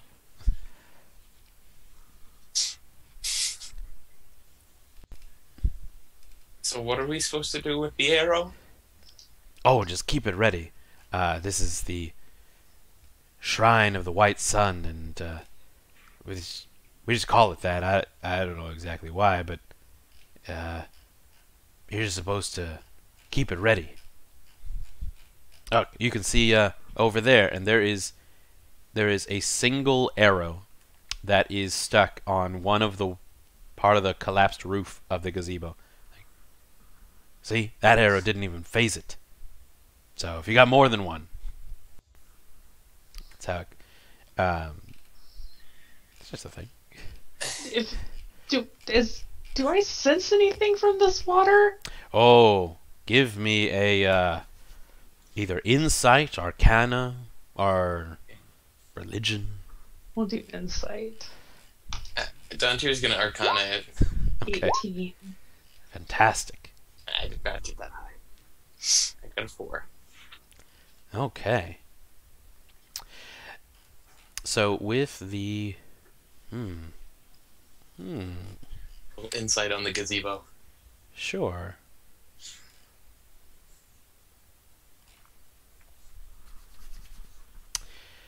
Because in and of itself, Lathander being in Barovia still to me feels weird.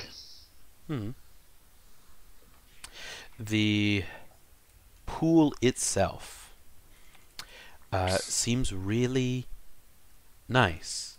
Like it's similar to the seed that you had held just a few hours ago. It seems like one of the only places of genuine peace that you have even felt for a moment here in Barovia. And this, whatever Balthazar's tale is mixed in amongst the other things, you think that this water really is blessed compared to the streams you've seen along the way and the kind of dark pools that have gathered so far. It's even starting to catch a little bit of the faint light. There's never been like a sunrise or sunset since you've been here for the last couple of weeks. I am going to motion for everyone to stay where they are, and I'll walk forward to the pool and sort of take a knee next to it. As my brother heads out, Dantiir takes out an arrow and just goes, just in case. Okay. I don't want something stupid to happen. Sure. And gives him the arrow. Balthazar nods he's not like gonna take the arrow. sagely. His mouth falls open. He's not bringing a weapon to this. This place doesn't feel like a weapon is Balthazar starts biting his nails. He believes everything that Balthazar has said. So He'll take a knee and he'll sort of look towards the statuary and will say a short prayer, generic, not naming anyone, and will take a handful of the water and then drink. Because if anyone's gonna suffer the consequences of a stupid mistake, it's gonna be him. Okay. So the water tastes sweet and fresh, and though you did have a long rest, you do feel like your ears can hear a little better. Your vision sharpens with some acuity. Your very body is restored.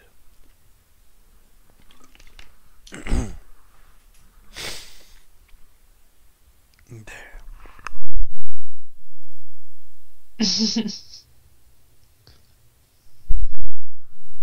There is a blessing upon this pond. One of lesser restoration for any who drink of it. I will stand back up and turn around and face everyone else, and I will say, the water is safe. The water is blessed. Pay your respects if you choose to partake. And don't forget the arrow, says Balthazar. Rick's just gonna kind of bop him on the head with the tail, the feather end of his arrow. And he's fine. Just saying what they told me. About to do an arrow. He's like muttering to himself now. He has always brought an arrow. So the horses get a very nice drink, and they are restored in a way that they really needed after being taken care of by mean druids for about 2 weeks. And if any of you have any blinded, poisoned, or poor conditions like that, they are soothed away by this sweet, sweet water. And as Irina reaches this pool's edge, there's a nice image that appears in its sparkling blue waters. It's a handsome youth of a kind and noble visage, and the sadness in his eyes suddenly turns to sudden joy. And What? you all hear him say, "Tatiana, it has been so long. Come, my love, let us be together at last." And Irina gasps and puts her hand on her heart. "My beloved Sergei, in life you were a prince and a man of faith. We were... Yes, we were to be married long ago. Has this blessed pool called your spirit to me?" And she reaches towards the water's surface as Oh! a hand of water rises up to take hers. Can I try to pull her back? Sure, you can try to pull her back. I'm gonna try to pull her back a little bit. Okay. I know it's a blessed body of water, but this is also freaking Barovia. I want to take a look at the person inside and like just see if they look. If it's, I want to make sure that like if I can like perceive if it's like Strahd illusioning himself to look. You know what? It looks really similar to Strahd. Give me an insight or a history check. Okay, let's see which Like one a is dead ringer better. for Strahd. Could be his brother. Insight. Oh, wait, is- we've seen a picture of his brother before. we have. We were in the store. That's true. That's why it was possibly a history check. But, alright, what you got? I got a 6. Mm-hmm. Alright, so with the 6, and roll again, because you have seen that picture of the whole von Zarovich family. 18 on the second one. What was that on the second? 18. Okay, that's better. It's like, wait a second, and then, like, the image comes up. This image is of Sergei von Zarovich, who was Strahd von Zarovich's brother before he was killed. Now, the only information that you've got about that is that he was killed on his wedding day, and that, well, so did the bride. The bride was also dead on their wedding day. But the face, though it has the same royal brows and sharpness and strong chin and chest and shoulders, as Strahd von Zarovich, the vampire lord, who has been hounding you these weeks, months. The eyes are far kinder, and the smile upon its face is one of genuineness, and the teeth definitely do not have fangs.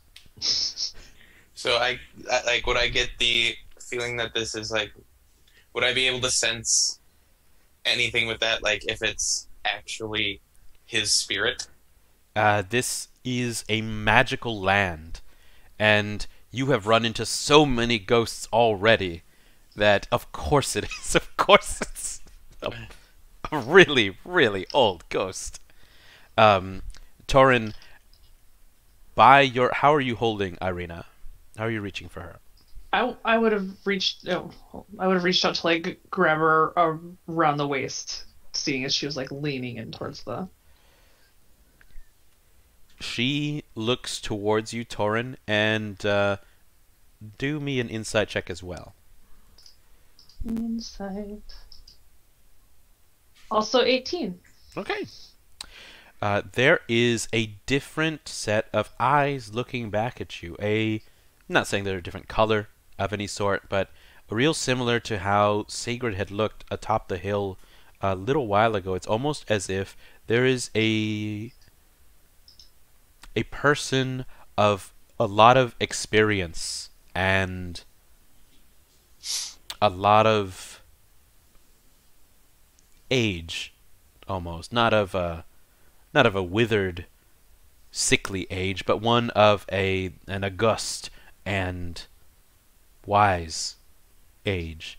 And this person is looking back at you through the eyes of Irina, but you think maybe this soul is a lot older than that, and you as an ASMR have a special feeling about that.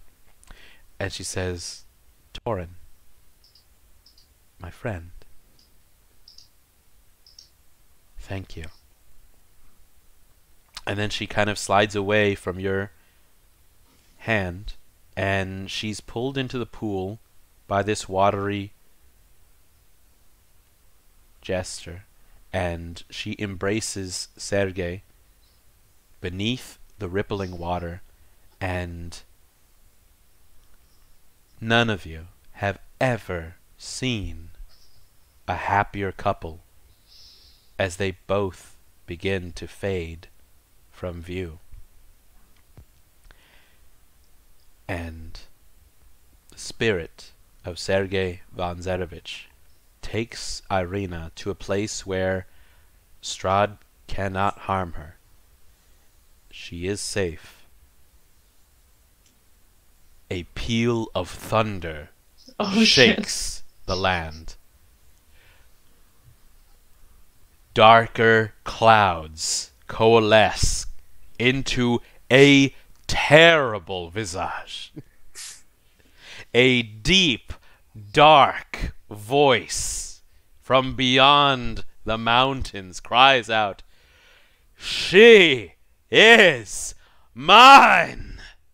And a terrible crack resounds as blue lightning splits the sky and strikes the pool. And would you all please make me a dexterity saving throw?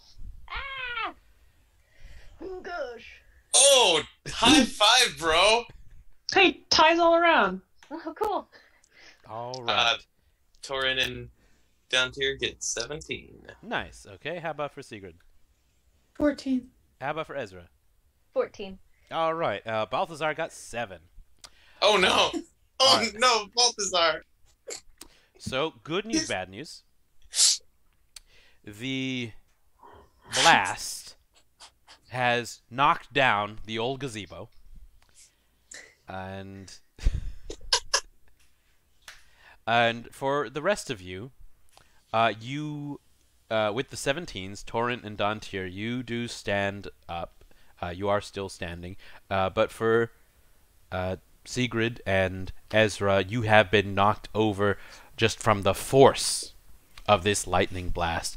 And Strahd's wrath has destroyed most of what was this pool, and the waters are now as dark and clouded as, well, the other waters that you've seen here of Barovia. And the horses have kind of bolted and broken part of the cart, though they are still attached.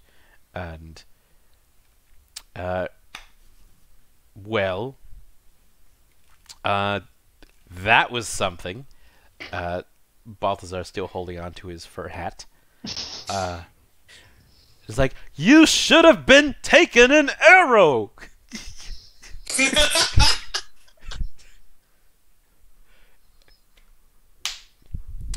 And that is actually the second quest that I think you've completed in the same day, in the same campaign. Bow before our might.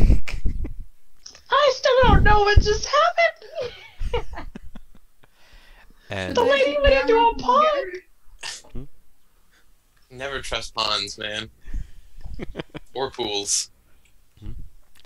there is a gathering of people now, throng is running from the Krezk proper up to this northern section of it, here where it meets the base of the Abbey. The Abbey Road, anyway, that you've crossed. And there is... Oh shit. What are we gonna tell our brother? And she's safe. We don't know that! We don't don't even know know what it's just not true. happened. She's gone, and it pissed off Strahd, so I'm guessing that she's safe from her. Him.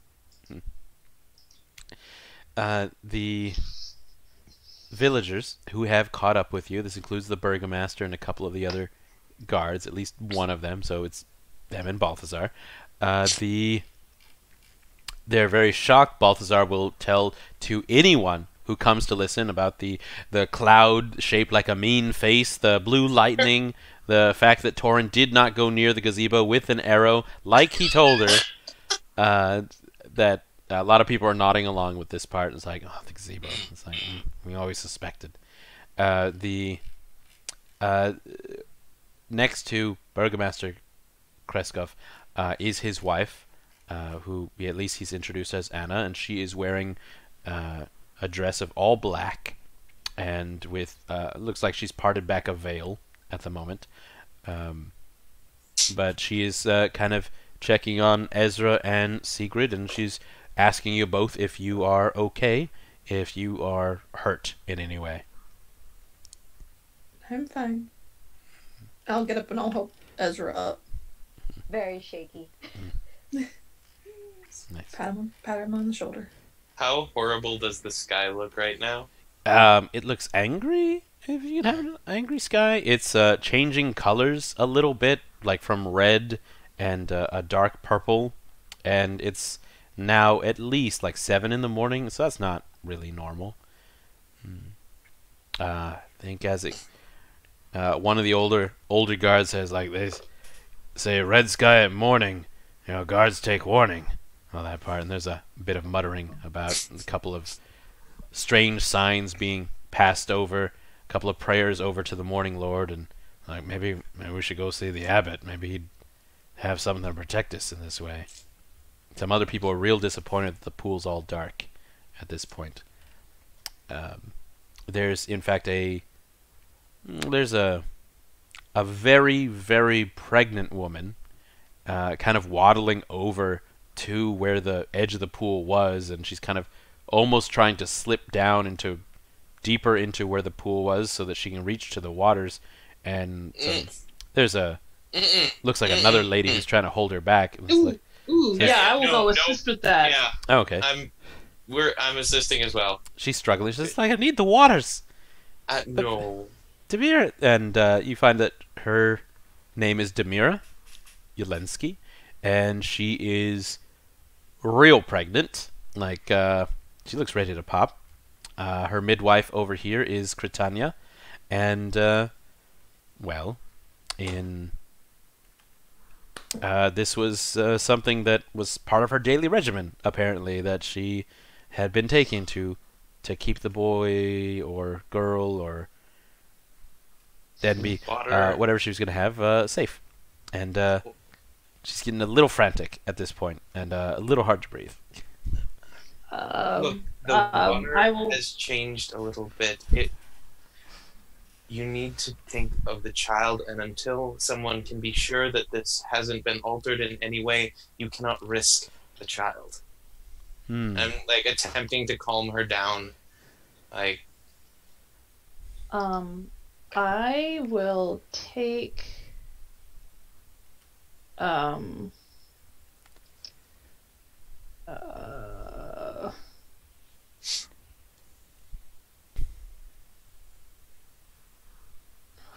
did we carry water with us? Sure. Usually. I like water skins. mm-hmm. Okay. I will motion towards Ezra and ask for an empty vial. Digging in now, mostly empty satchel. Give one to Toren. And I will pour some water in there, and I will pull out my holy symbol, and I will take one hand to her face and show her the water, and I'll Strahd has corrupted the pool, but you are not without blessings.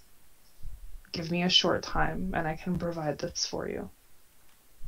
And I will offer to cast bless water on this for her.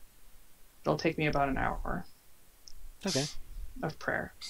Sure. She nods, and the midwife, Cretania, and Burgomaster's wife, Anna, they also are appreciative of this. And as Anna is sort of thanking you, and it's like, we don't really have a priest in the village anymore. The abbot doesn't come down as often, and, well, we don't, nobody goes to go see the abbot. That's when Demira starts screaming. Demira, the pregnant lady. And she is seated there at the edge of where the pool was, and now she is screaming a lot. And there is there's more liquid here at the edge of the pool again, except it's not blessed water. Oh, you might I do say. the opposite end of this cycle. Dantiir is going to try and keep her calm. Okay, there's a lot of screaming going on. Dantiir, do you hold her hand? Yeah, oh yeah. Oh, good. I'm Strength ready to check take real my quick. damage. This is really, really horrible, but Toren's like, who knows about babies? It's like, And Dantiir is like talking, like making pointedly looking at the midwife. That is 4 non-lethal damage to your poor hand. Yep, he takes it. And he's just like, we need to get her somewhere. She is going into labor. Okay. Anna, the burgomaster's wife, kind of looks at Segrid. You look strong. Can you lift? Some help, please. It's an emergency. Okay. She'll just come and pick her up and carry her. All right. It's like, we'll take her to my cottage. It's nearby, and they take you to. You are taking her to the burgomaster's cottage, and it's like, you priest, come here, offer holy blessings. Blair? Let's see, and I need a couple of things here. Let's see. Let's see. You boy, can you heat water? And that's to Ezra. Hot water. Something I know how to do. Okay, we have priest, Dantiir, you're holding onto your arm, Segrid, you're carrying. Excellent. And so- I'm going to give her bardic inspiration. Wonderful. Say, breathing. Bardic inspiration to breathing. Okay, so while this baby's being born, just gonna ask for a couple of checks, make sure this goes off pretty well. Let's see, Segrid, if I could have an athletics check to make sure that this lady gets here all safe and sound. Cool. If you want to use another strength-based ability. 24. I got 24. 24. I forgot you can see. I'm sorry. Oh, yeah. Okay, so Oh. 24 in there. So Segrid does not miss a step. There's it's as if she glides almost from the edge of the X pool into the burgomaster's fine cottage.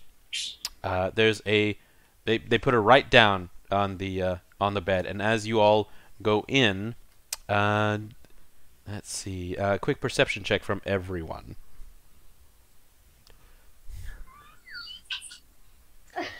I got a Natural 20. 5. 5, So I 20. got a natural 1. Ezra? 4. Okay, Toren? 12. Sigrid? Natural 20. Oh, yeah. Nice. 24. Okay, so you, Dantiir, you got that hand. It's starting to, pain. Toren and Ezra, you notice, there's this inside of the cottage is definitely less, it's more formal. There's a crib in the corner. There was, a somebody else's room off to the side in that part. There's, how do I put it? That crib is empty. And Segrid, you've seen empty cribs like that, and it just invites some dark thoughts, and you kind of put it out of your mind. But you are absolutely certain there was supposed to be a baby in that crib, and there is not. But otherwise, you go in, you get this lady onto the bed, and our good old midwife, Cretania, is right here, and Burgomaster's wife, Anna, is here too, and she says, all right, priest, start, and we need you to do a quick religion check, Priest start? What? Yes. Healing words. Do your priestly Priest things. business. Holy rites. Oh, Make sure this I'm goes gonna well. use my inspiration on that for the 17. Okay. All right. You start going over. This is Kelemvor is a lot of life and death stuff. More death than life generally. So you're doing kind of a very fancy happy birthday equivalent from the rites of Kelemvor. I'm finding like the least mournful bits of my prayer book. Like, It's like your life was full of, it will be full of hope and understanding. You will have loved ones in like all because of. I'm also still trying to bless the smile of holy water at the same time. Like, You never know when this is gonna be needed. Like, there's no longer a big fancy lake, no more thing, a nice pond. Okay, so that's another success on that part. Ezra, with your heating of water, they also want a couple of dried things, and there's probably a couple of other things that wizard might be able to handle at this point. So give me a nice Arcana check. Oh, okay. Oh god, I got a nat 1. All right. It's still 8, but it's a nat 1. Oh sure. So I'm panicking. let's talk sorcerer's apprentice mode. Let's see. Ezra has not seen a birth. He's seen a lot of endings, and post endings and post ending walking. Seen dead endings. babies. Yeah. That's not good though. All right. I'll give you a moment to think on it, but give me Ezra's best sorcerer's apprentice panicked rich cottage place things going a bit awry. So sorcerer's. Well, I assume there's like a hearth or something to light a fire. Oh, definitely. Maybe Fancy. Maybe he misplaces the firebolt, and maybe he doesn't catch the kindling, and maybe there's like a I don't know, maybe there's like a curtain or something that he might maybe catch on fire. just from the other room, they said like boil, get warm water now, and then there's the and it says good, keep getting water, and there's a curtain on fire in the living room. And then it's like, water, ray of frost, and then heat it, but then now everything is like drenched. It's very soaked. One of the other villagers has like come in and like has taken the curtains down and thrown the burning curtains into the hearth, so that now the kindling has caught. There's a frozen cauldron of water that they put over it. That starts to go. Okay.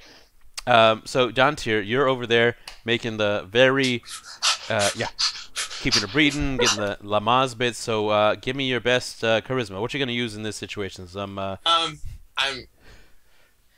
I'm gonna go with persuasion. Okay. Because I'm like trying to keep her like focused on the whole delivering the baby thing and not the whole like pain thing. Mm-hmm. So we will go with persuasion. That is a 19. All right. Okay. So Demira here is she's been by herself for a while. She had lost her husband to maybe wolves, maybe other things in the woods. It's been a while. She says, she looks up at you, Dantiir, and says like, never have children. Never do this to anyone. Never do this. Like, he's and just like holds on. forcing back a laugh, which is made easier by the fact that she's crushing his hand. Okay. Like seeing you having, like, you start seeing like this, the crazed smile that she has. Yep. It starts turning into like a genuine smile, and she's like grunting, and she is like alternating scream, but like she's trying to make it a smile, to show Dantiir that she's joking with you, but in the this is the worst pain she's ever felt kind of joking way. Mm-hmm. But you are being of some comfort, and you only lose another. You didn't need that pinky. That's fine. It'll grow back one day. How many damage? It's like tool sub dual damaged. Oh man. For both bones. She's holding on. Okay, and so this continues for Quite a bit. This is at least another 2 hours as they do finally melt that water from the cauldron in the front. They dry some of those curtains off. I think our bat friend is now very much around the rafters and pulls open the flue so that the smoke can get out. That was getting very, very crowded. But in after these 2 hours, which is almost a miracle and a blessed event in itself, with Toren's heartfelt prayers of health for the mother and child, as well as maybe a bottle of blessed water, warm water, Demira gives birth to a healthy baby boy. But the baby doesn't cry, not even when pricked. The eyes are able to see and kind of look around in that way that babies can't quite see. And as the mother coddles her infant, Dantiir, her smile is it's just kind of fading at this point. She's at least very tired, certainly. She's very exhausted. But she does appear to, what everybody can see, even holding on to the very lucky bottle of water, everyone can see that Cretania here is just... that Demira is... she's not... She's kind of cooing at the baby to kind of cry, to make like a noise, to make a sound. And Cretania, the midwife, who has checked on things, kind of put some things up, and it's kind of patted Demira there on the head. You can all see from looking whenever you get a chance to look away from Demira that our midwife here is just generally deeply troubled. She's got this look on her face that not concerned, just like a little frustrated.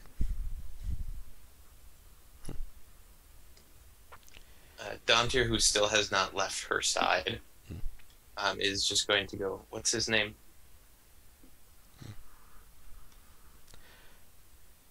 Jesper. It's a very pretty name. Little Jesper. He's quiet, you see? That's all. Yeah. He's just quiet. He's a quiet boy. Is he just quiet? And when you say that, the... No, I don't say that. I'm asking as, like, does Toren... Toren's not that bad. He's not that uncouth. The uncouth one here was then the midwife, who she kind of whispers there to Toren. The child has no soul. Very sad. Doesn't cry. Soulless, we know. They do not cry.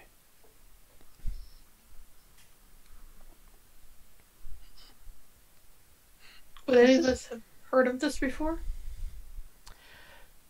Once, by your Vistani friend, that while souls do get trapped here in Barovia, there isn't always a soul to occupy new bodies. Like, people can have babies and children, but if there's not a new soul to go into it, then it's kind of just an empty person. They still live, they still grow, they just are kind of marked without a spark in their eyes. Without they can never really be happy. They can never really be a actualized person. Is this something that, like, I don't remember exactly how much we were told, or what we were told, but like, is this something that's like reversible or like changeable, or is it like once they are born without a soul, they can't? It would be powerful magic needed to imbue a soul, plus one would need to have a soul to put in there as well. We'd had, the Krezkovs. That one didn't even last the night. Unfortunate. At least Demira, she has her boy. And the midwife is kind of pointing over, now that she's kind of walked a bit and she's going to clean up, she's pointing toward the baby room that has an empty crib here in the Burgomaster's Manor.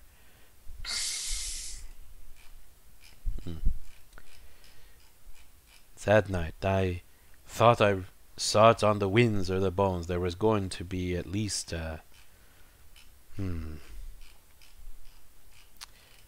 had been something a few nights ago, and I guess maybe Demira's Jesper is born a little too late to catch it, and little Lilia.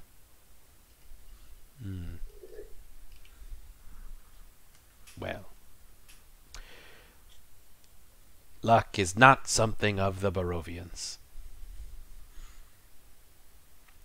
They are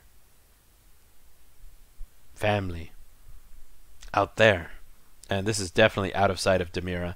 The midwife does not want to bring this kind of thing into it. It's like, here, we'll talk over there.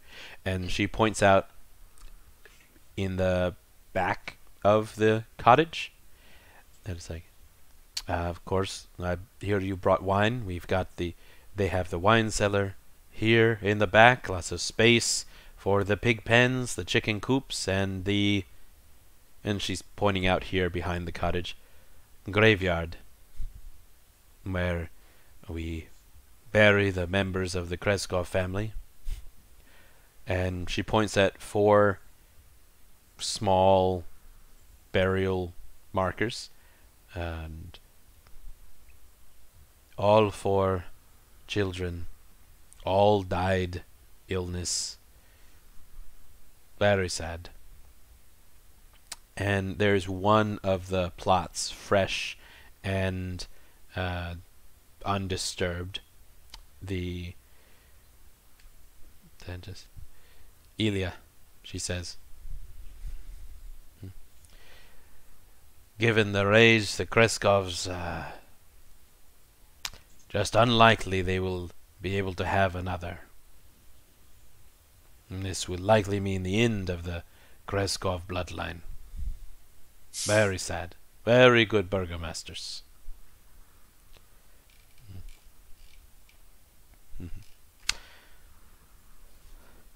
One more perception check from all of you. Yes. I 21. literally cannot roll anything except for a 1 when doing perception today. Nice. 21 My from hand still Secret. hurts. Nice. Ezra? Sorry, 15. Nice. Toren? 23. Okay. From our group perception, definitely there's that most recent child's grave that's there and fresh, and snow has covered much of the others, but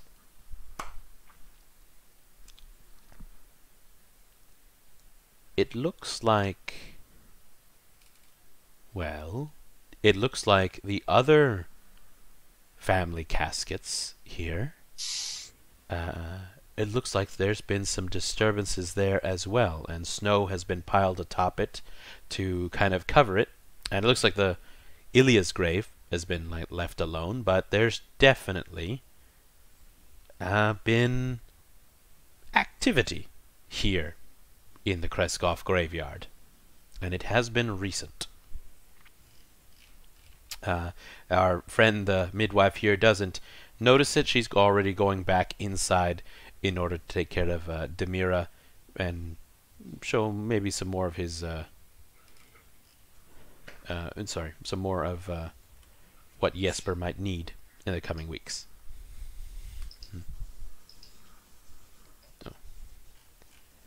at this point, there is another ringing of the Abbey bell, and it's not accompanied by screams at this time. The laughter is not there. There is like a yowling of a cat, but in a way that almost turns into a whine at the end. And the number of bells was also strange. It's not like marking a 7 or 8 as it now was in the morning, but now it is like going at an odd interval and then just stopping again, and then the yowling stops as well.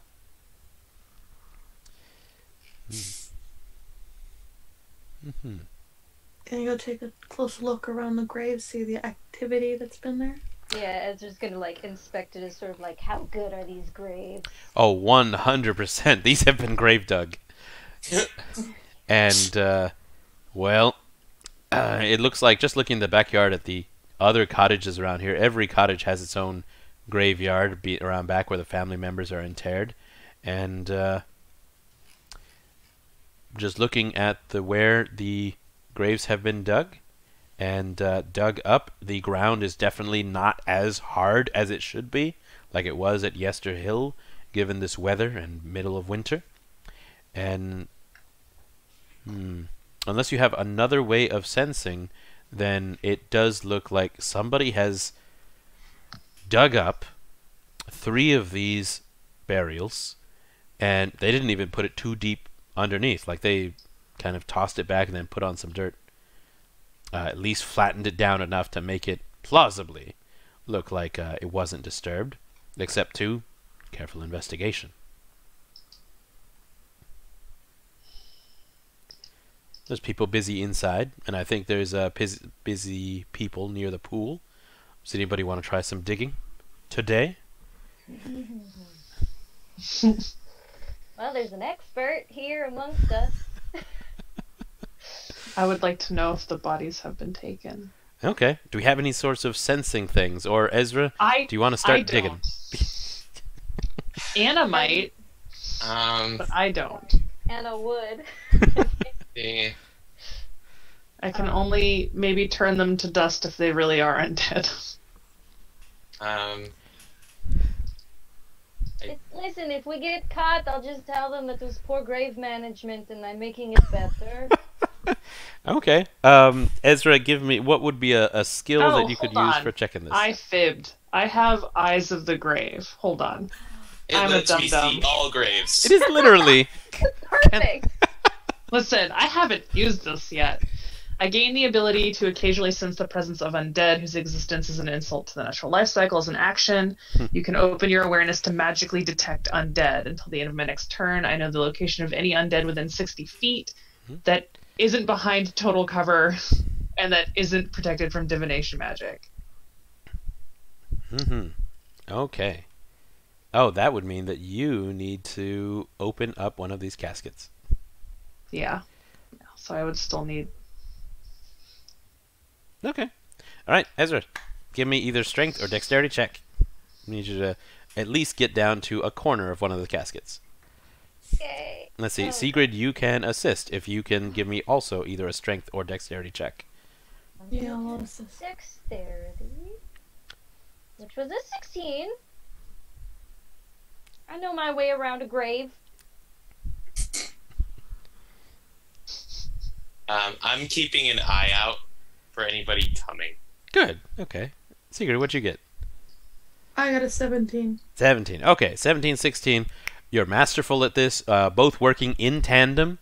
Ezra, you're pointing out exactly where it needs to be dug up. You're like poking out points. Sigrid, you are like a machine going at this, in that snow is flying, dirt is gone in almost a very precise way. And so that these caskets have definitely been disturbed. Toren, you activating those Eyes of the Grave? Yep. Okay. With those on, and then with enough of the caskets uncovered, they can be opened, and with a pull, Toren, you sense on the inside here emptiness. This has been grave robbed, and Usually, with the trappings that are around here, it should be that the person was buried with maybe personal effects, as well as possibly treasures and jewels. These being children, probably would have been toys and some wealth for the afterlife. Coins over the eyes is real common. These have all been taken. There is nothing left here, and there were definitely bodies that used to be in here. That's weird. And Toren, with your eyes of the grave, combined with Ezra's experience with this and what he's shared, these bodies did not walk out of here by themselves. There's none of the descript scratching on the inside of the coffin or anything like that. Somebody opened these. Somebody took the people who were inside, who were resting, who were at peace of some kind, and they took them somewhere. And these are all children's graves? Oh yeah, 100%. There's a couple of them, 14, 12, and 10. Those are the ones that were buried. Even dead children aren't safe here. Worst things that you can do is like grave robbing. Oh, okay. I am angry. I'm also very angry. Agreed. Is there any tracks leading, like... I am glad you asked.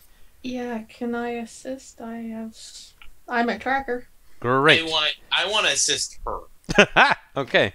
Secret, what my skill do you want to be survival- using? I'm thinking survival. Or nature.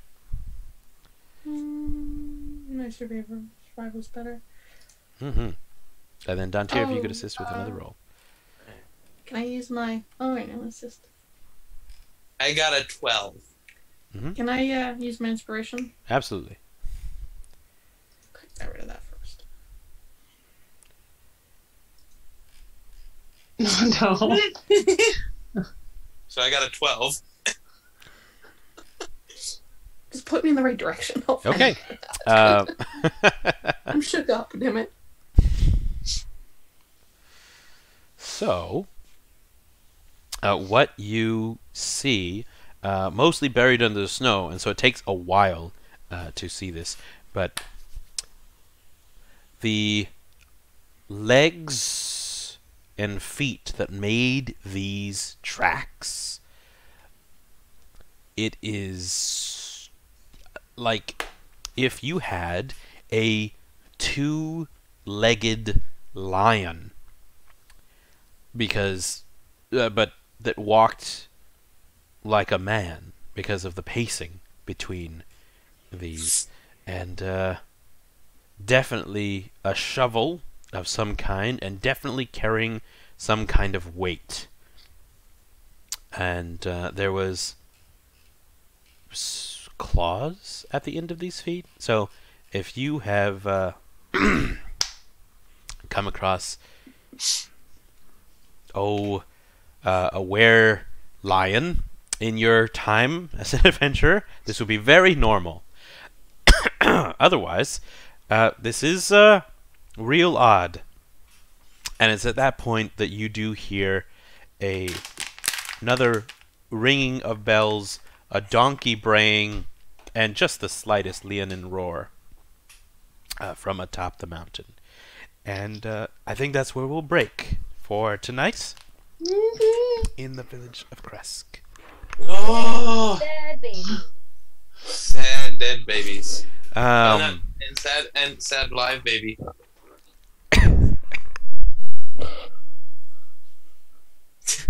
Sad big baby. But you have accomplished a lot. You've saved the Wizard of Wines. You have taken Irina away from Strahd's grasp. He's a little mad about it. Understandably, you know, Yeah. not like reasonably, but understandably. So that was a major quest on that part. You are now level 9 Oh my god. at this point. So much experience. You Oh put, my God. you put in all the groundwork, and it all pays off really quickly once you do. You've just been carrying all of this goodwill forward, and now it all pays off. Oh boy. So, Bad omen. we'll see you all next week. Same Barovian time, same Barovian channel, for some happy fun times in this really spooky, really walled off, really weird city of Krezk here in Barovia. See y'all. Bye. Bye.